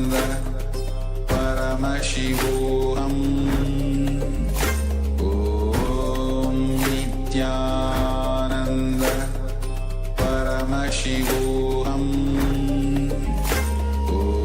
Om Nithyananda Paramashivoham. Om Nithyananda Paramashivoham. Om Nithyananda Paramashivoham. Om Nithyananda Paramashivoham. Om Nithyananda Paramashivoham. Om Nithyananda Paramashivoham. Om Nithyananda Paramashivoham. Om Nithyananda Paramashivoham. Om Nithyananda Paramashivoham. Om Nithyananda Paramashivoham. Om Nithyananda Paramashivoham. Om Nithyananda Paramashivoham. Om Nithyananda Paramashivoham. Om Nithyananda Paramashivoham.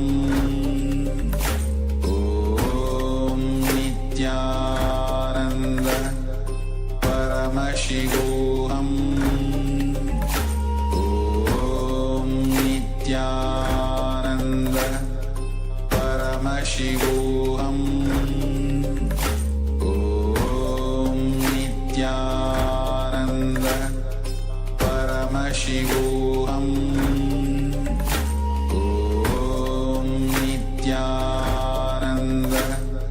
Paramashivoham.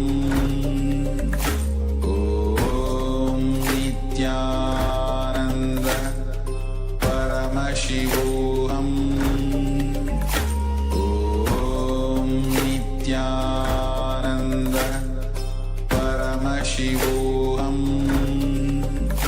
Om Nithyananda Paramashivoham.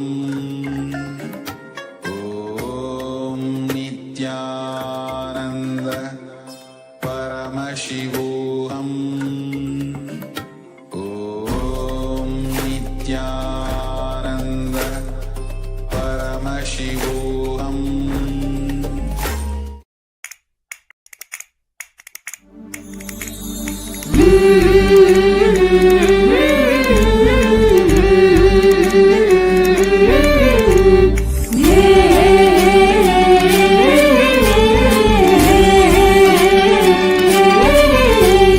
जय जय जय पराशक्ति है भवानी, जय जय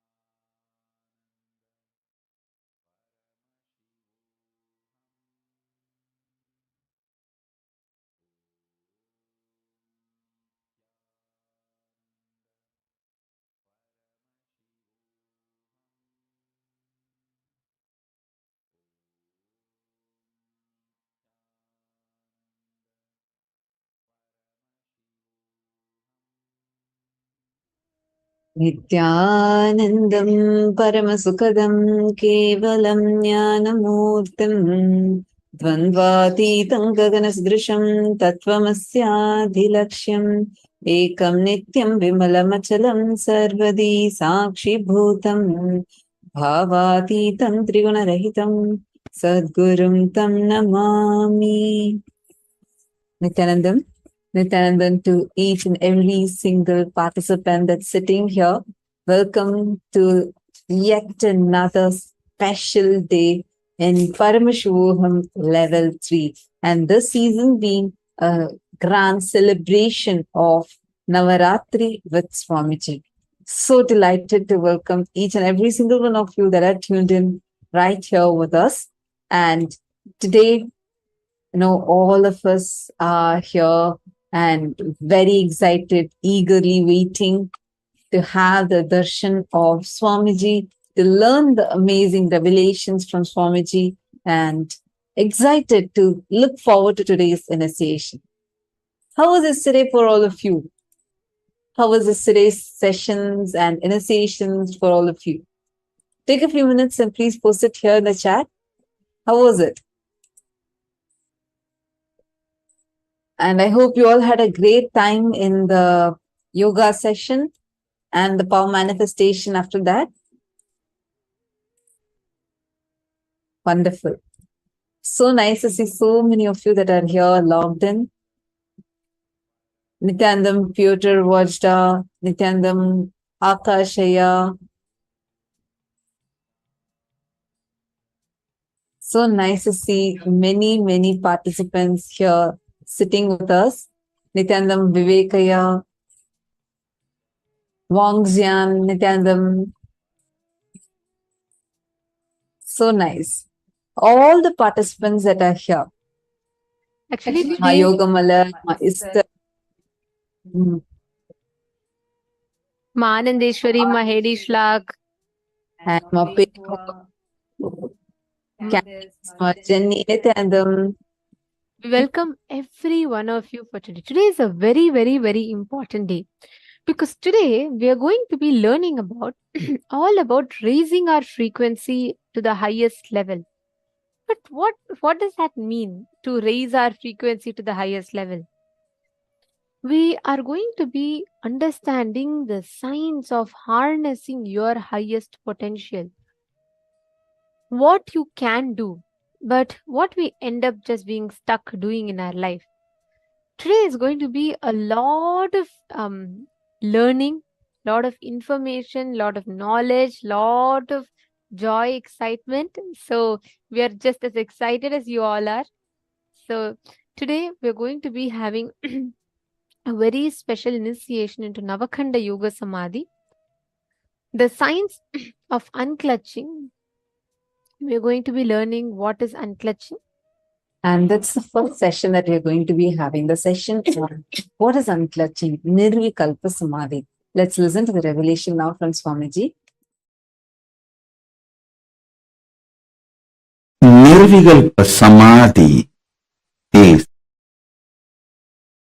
silence, soaked in silence, soaked inside the silence.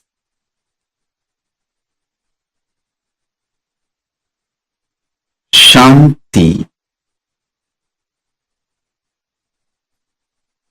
soaked inside the Shanti, soaked inside the Shanti. Listen. I'll repeat. Nirvikalpa Samadhi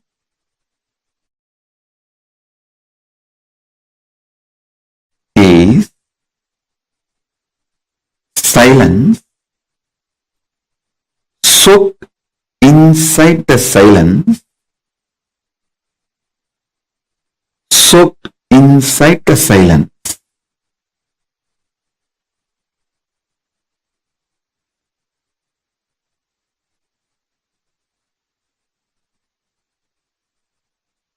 Contemplate on it.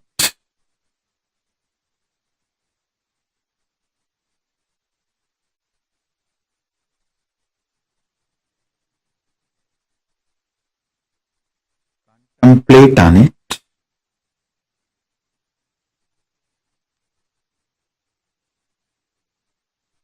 I initiate all of you into Nirvikalpa Samadhi as a living experience today.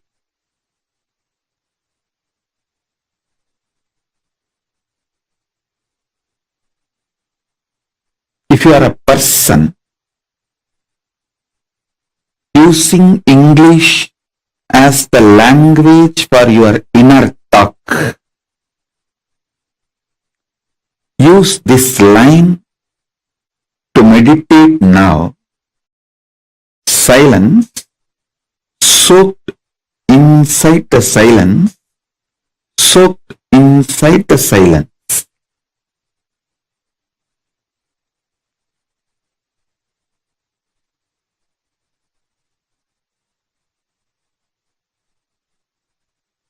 Understand?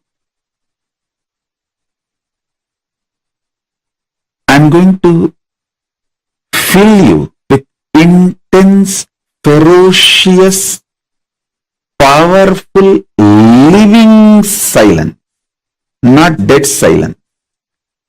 Living silence.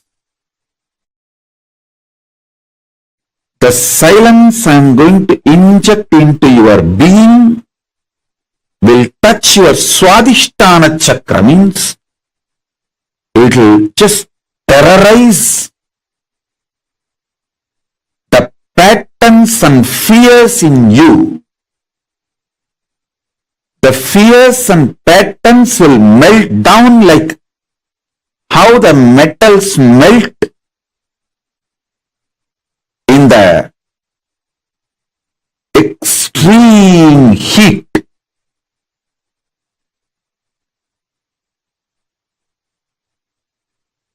In that absolute heat, how the metal melts, same way all your patterns will melt. So it is not dead silence. So listen carefully. It is not dead silence. It's a living silence. I'll initiate you into this living silence. So, you are liberated from the patterns. I tell you, freeing yourself from the fear gives you the power to negotiate in life. Understand? Everything is negotiation in the life. Whether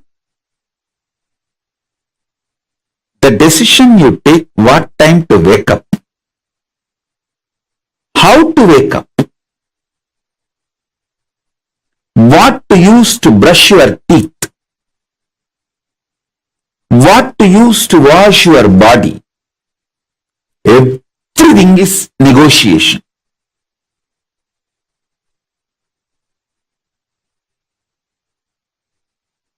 Whether you talk to yourself and convince yourself for some activity, or convince your spouse for something, convince your team, your boss, your subordinates, your assistants, everything is all about negotiation. It's all negotiation. All relationships are negotiation.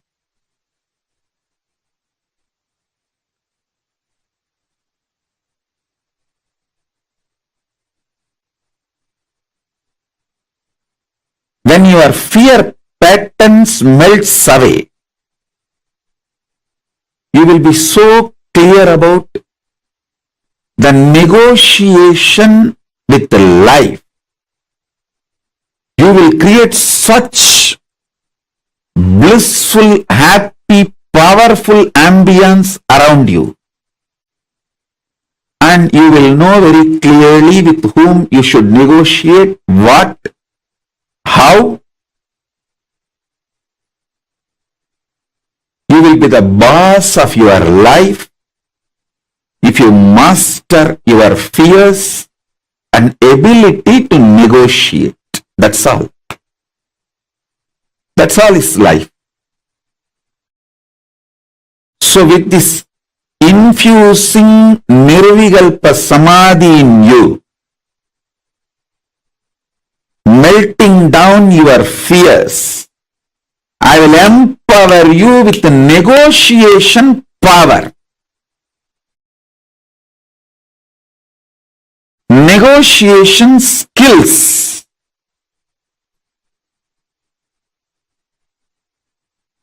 When you start negotiating in life, in business or personal relationships or with yourself, many times,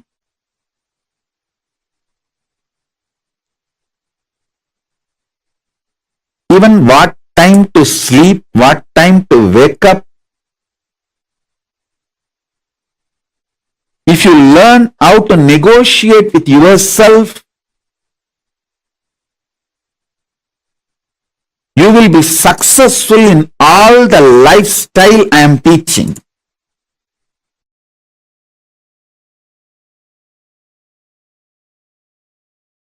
Intense involvement is the expression called Shakti, is directly proportionate to your ability to be in the space of Nirvikalpa Samadhi, Shivam. Ability to be in Shivam is directly proportionate to the manifestation of Shakti. Manifestation of Shakti is directly proportionate to your ability to be in Shivam.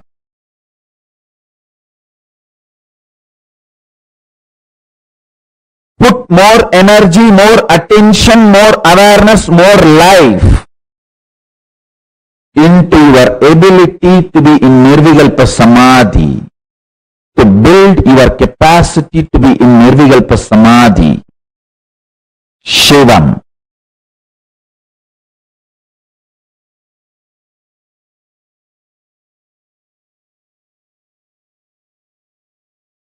The whole Kailasa governance, listen carefully, the whole Kailasa governance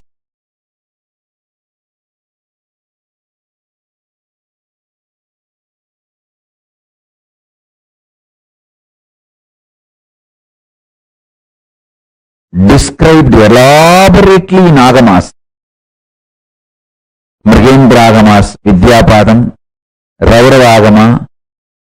In multiple Agamas, Paramashiva elaborately describes the whole thing is founded on this principle.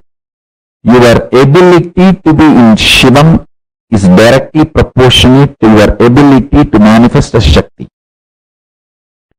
Your ability to manifest as Shakti is your ability to be in Shivam.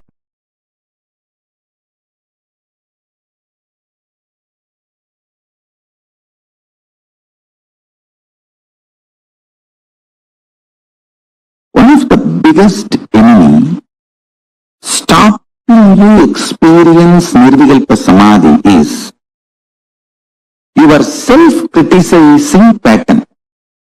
See, you strongly believe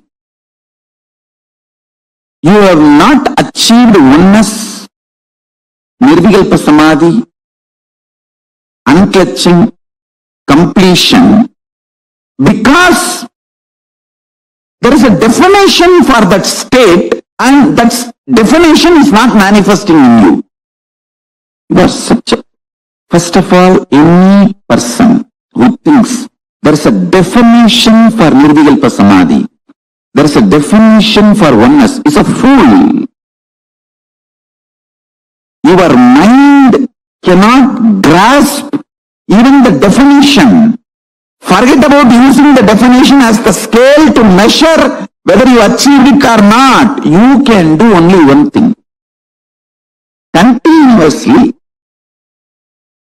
remember to surrender, consciously declare to Mahadeva, Paramashiva, I am consciously declaring. Manifesting in me, only you can do.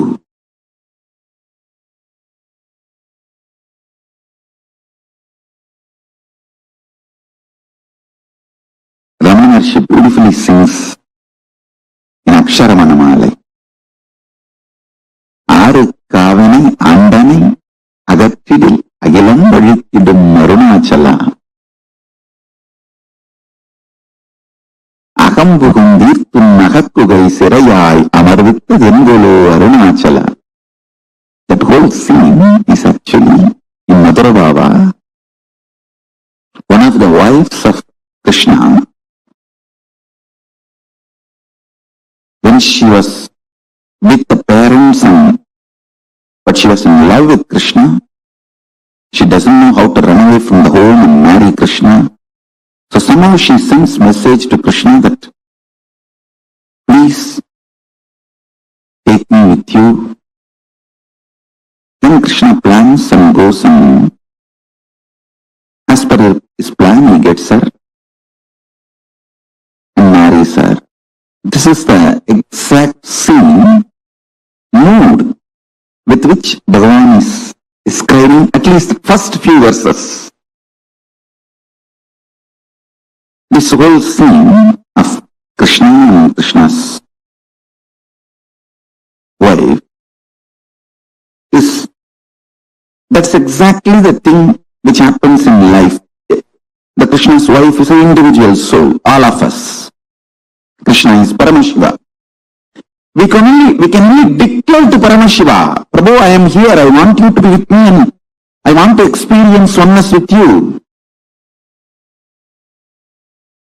How he will manifest in us, only he knows.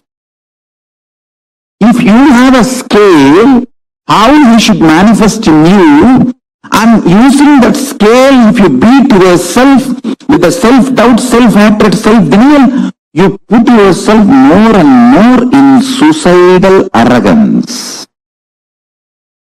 I tell you, suicidal arrogance is worse than depression. I am not supporting depression. I am only saying it's worse than depression.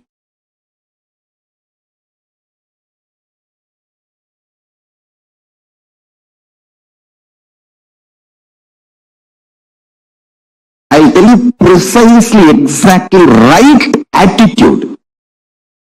Declare to Paramashiva, Prabhu, really, I personally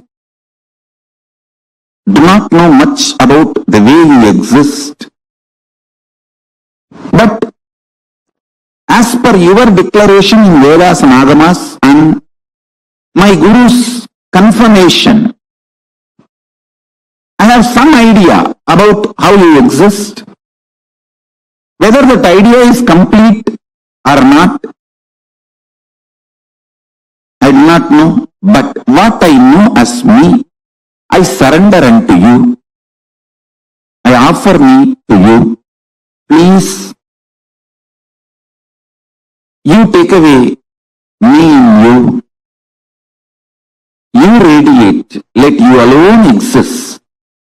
Let me experience absolute oneness, Nirvikalpa Samadhi, unclutching, complete completion, or whatever, the highest state. I may not know the name or words to describe.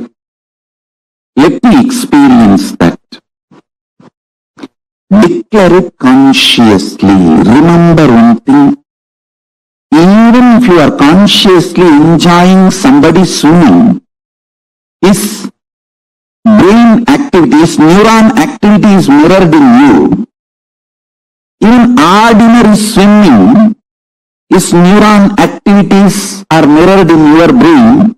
Can't you understand the great cosmic experience, existence, Paramashiva, when you surrender to him, will his neuron activity not mirror in you? Don't you understand? When you pray, when you desire to have feeling connection, when you declare to have Paramashiva, be assured simply his neuron activities mirror in your brain. How it should, you don't put a condition. Once you surrender and declare, whatever is happening, decide to know very clearly that is he manifesting. If you are even feeling irritated, what can be done? That is the way he is manifesting. Whatever he is manifesting.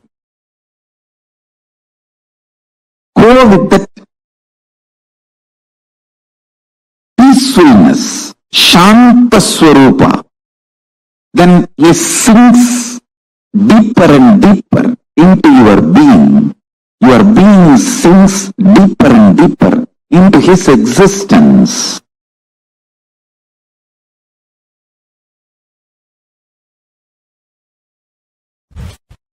Straight, simple, in one line I can say, source of all knowing is Nirvikalpa Samadhi.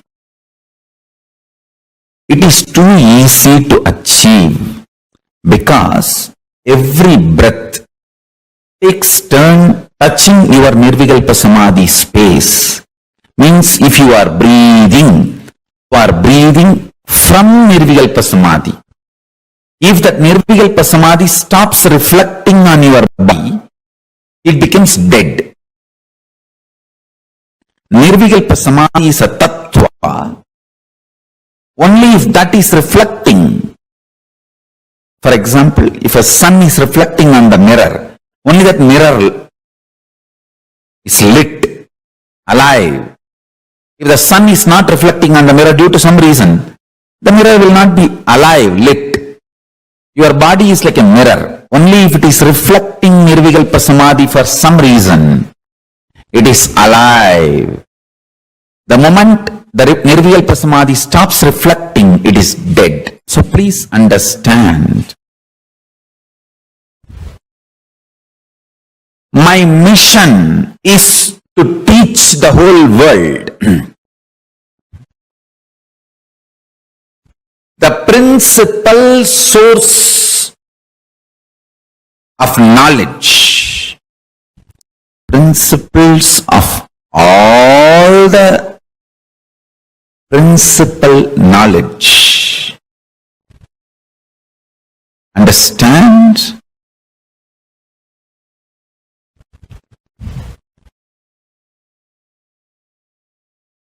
Is Nirvikalpa Samadhi.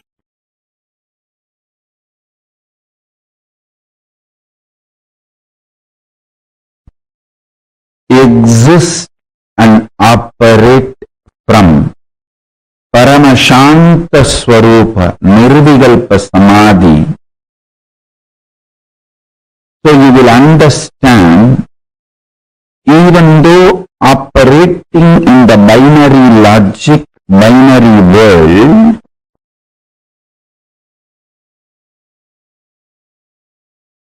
the binariness of the world is not ultimate truth. Ultimate truth is more than the binariness of the world. Understand? Good and bad, right and wrong, 0, 1. This binariness is easy for operation, does not mean it is ultimate truth.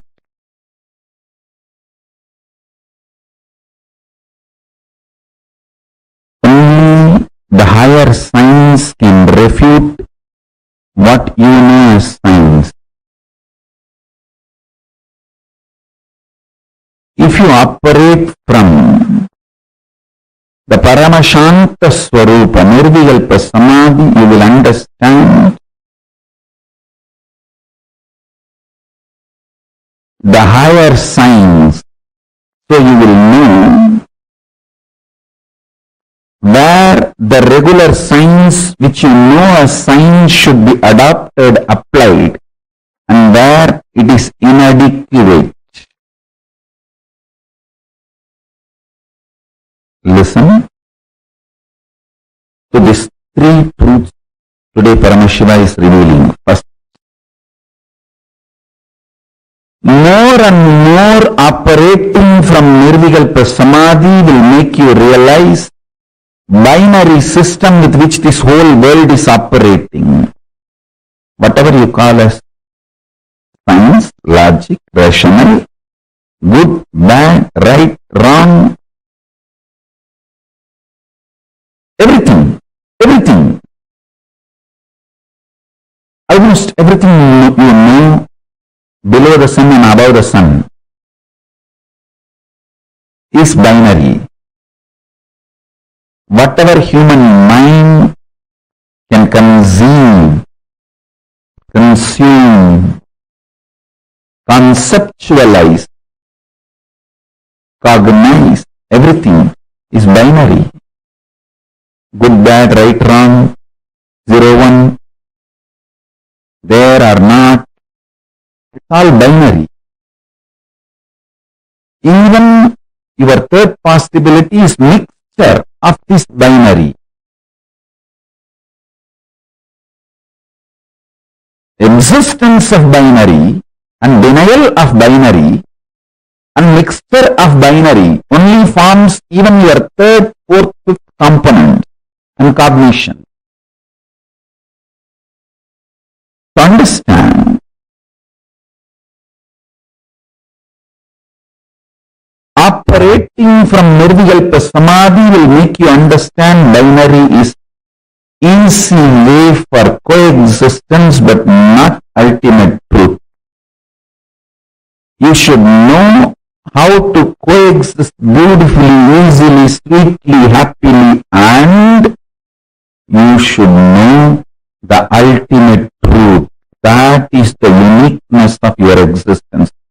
People who learn only how to coexist happily may have power over the human society. Power over the human society is not always the truth of the existence.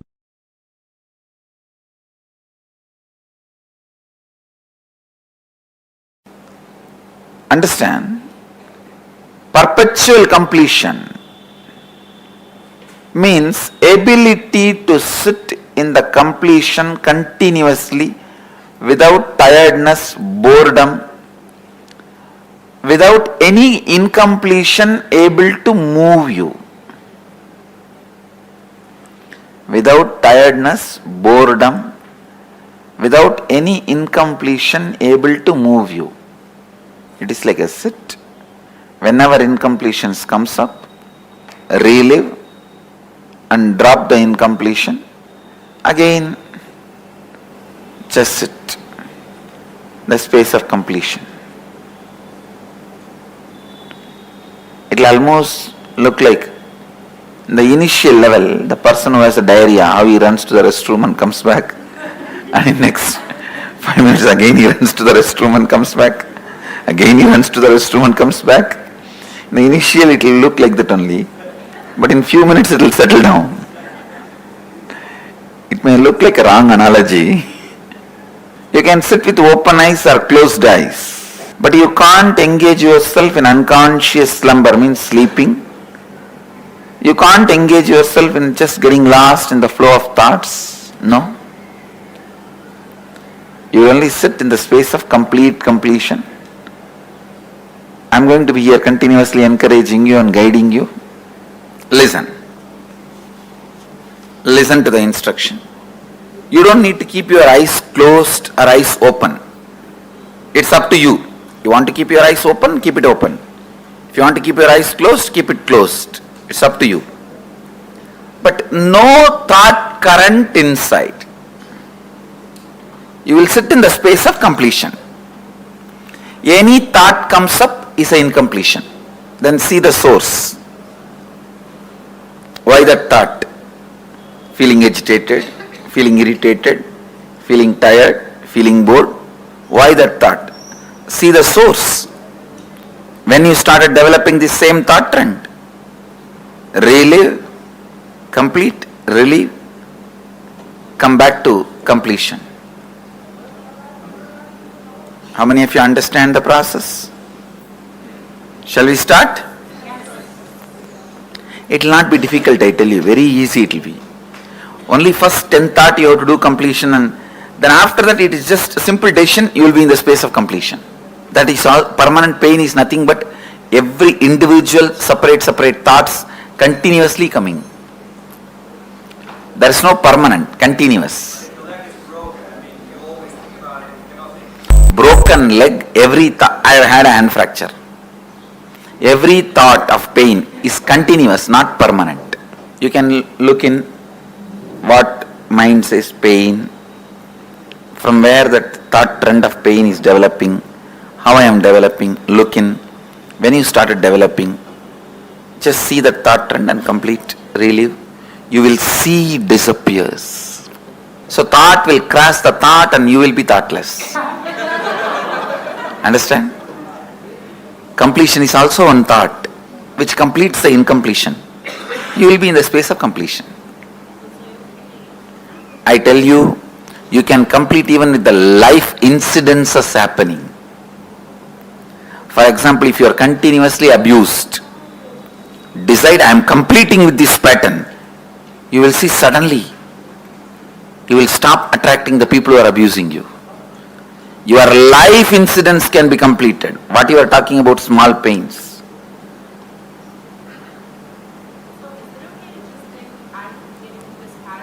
Yes. I think going through a little bit inside and reliving will help you. No, that hatred to go in is one more pattern.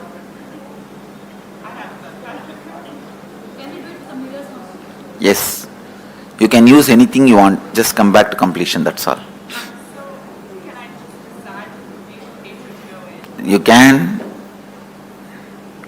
Everything in this session I am trying to teach you is completion is your simple decision. What if we're not thinking about anything, but all of a sudden our big movie comes up in our head? That is incompletion. That is what I am telling. Run to the bathroom immediately. Take a diarrhea patient. Complete, drop, and come to the space of completion. Actually, I am teaching you to live in Nirvikalpa Samadhi. Perpetually living in Nirvikalpa Samadhi. Perpetually living in the space of Advaita. Perpetually living in the space of completion. That's what I am teaching you guys now. See, all these days we pulled out many incompletions from inside and completed. Today, we are just looking, whoever comes to fight with you, you are going to fight with them. That's all. We don't call for Mahabharat war. Whoever comes on the way to fight with you, finish them. No, every thought is a powerlessness.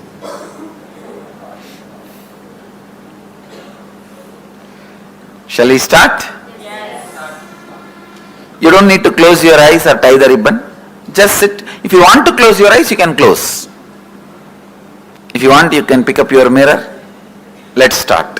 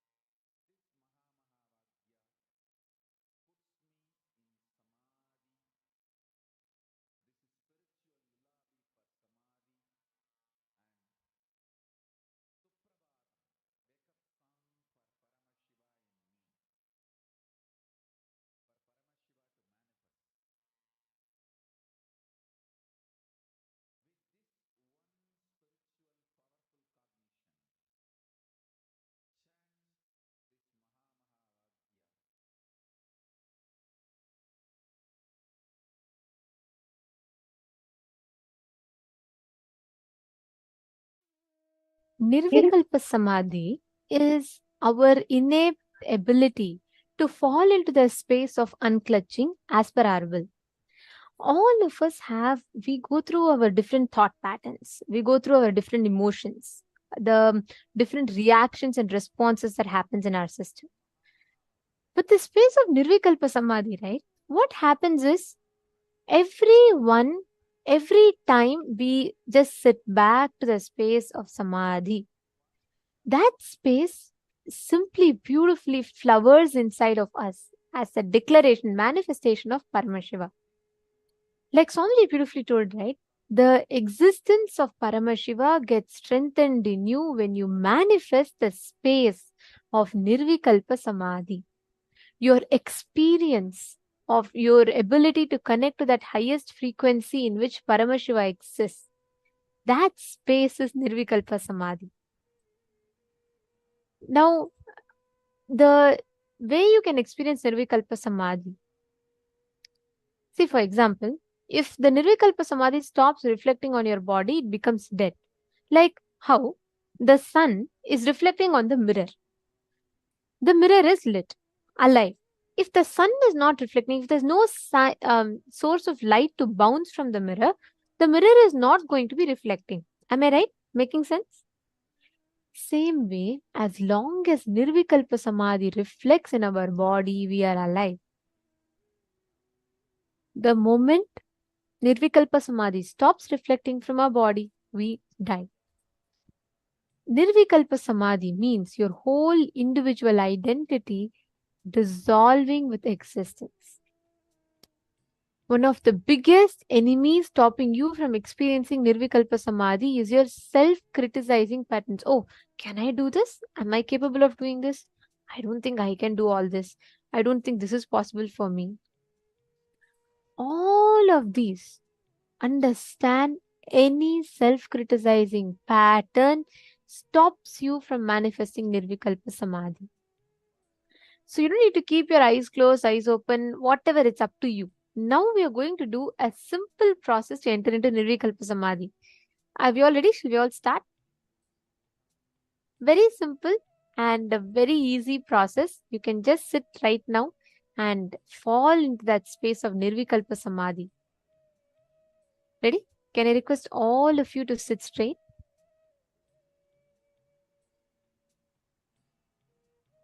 Sit straight with your head, neck and spine in a straight line.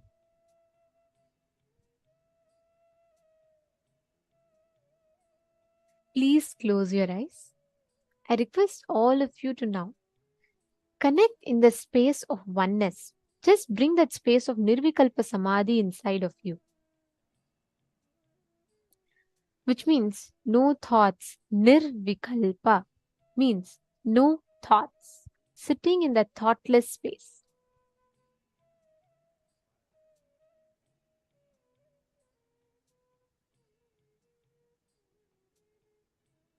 Close your eyes.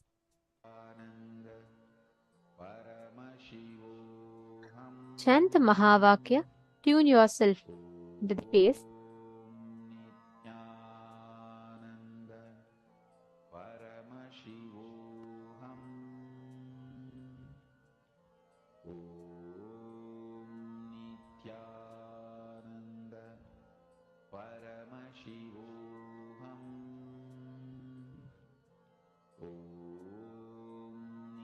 And continuously chant the Mahavakya.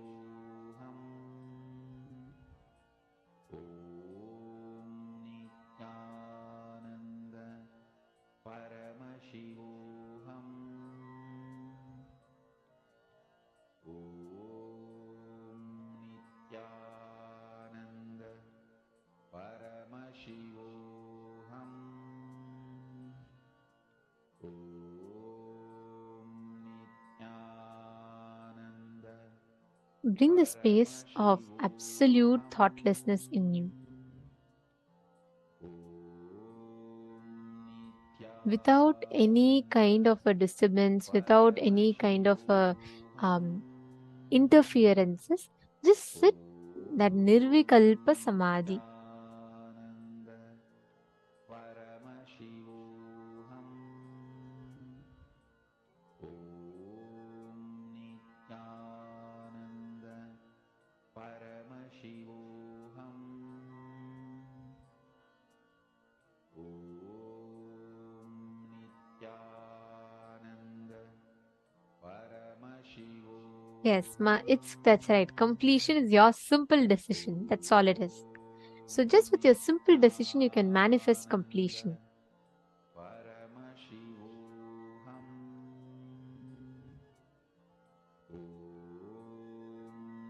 Nithyananda. Paramashivoham.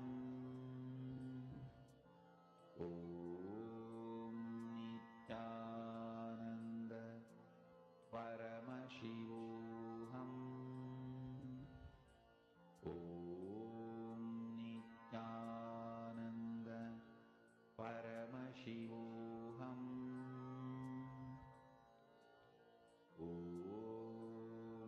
Nithyananda.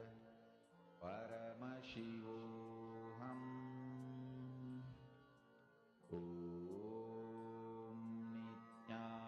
Nithyananda. Paramashivoham. Nithyananda.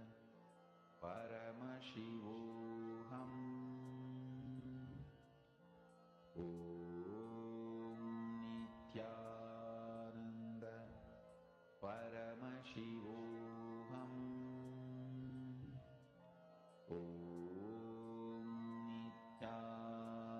Nithyananda. Paramashivoham. Nithyananda. Paramashivoham.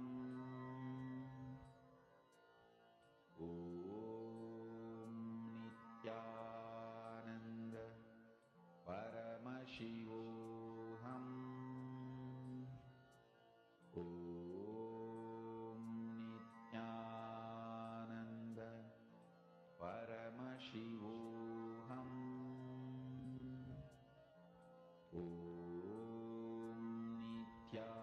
Nithyananda. Paramashivoham.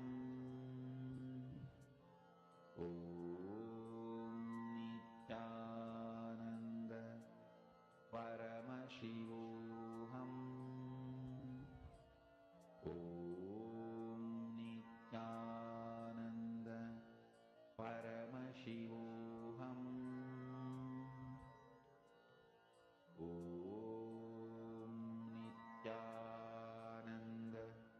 Paramashivoham.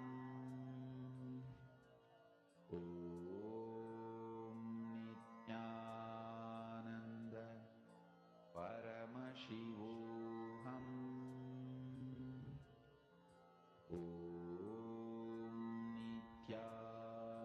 Nithyananda. Paramashivoham. Nithyananda. Paramashivoham. Nithyananda. Paramashivoham.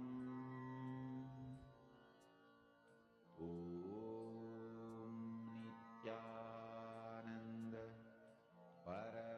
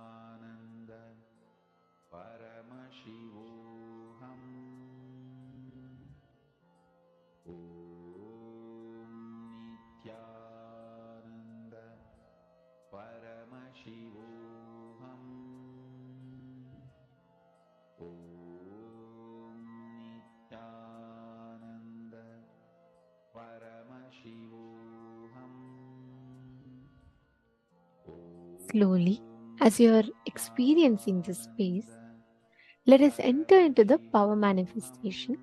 I request all of you to keep one object, like a cup of water with a floating blade of grass in it.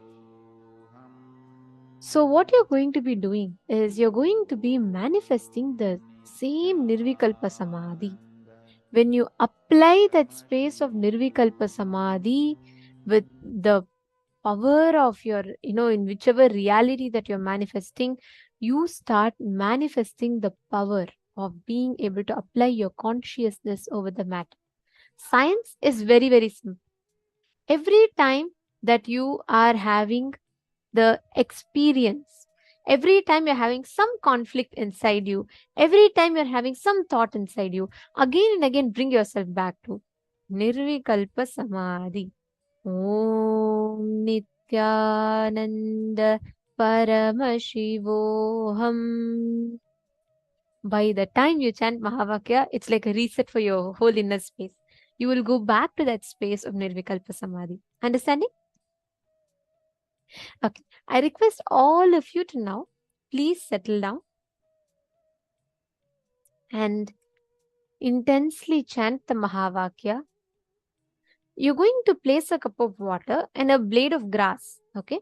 You're going to chant the Mahavakya and play with it in such a way that as per your command, the blade of grass has to move in the water. Please sit straight. Let us start the process.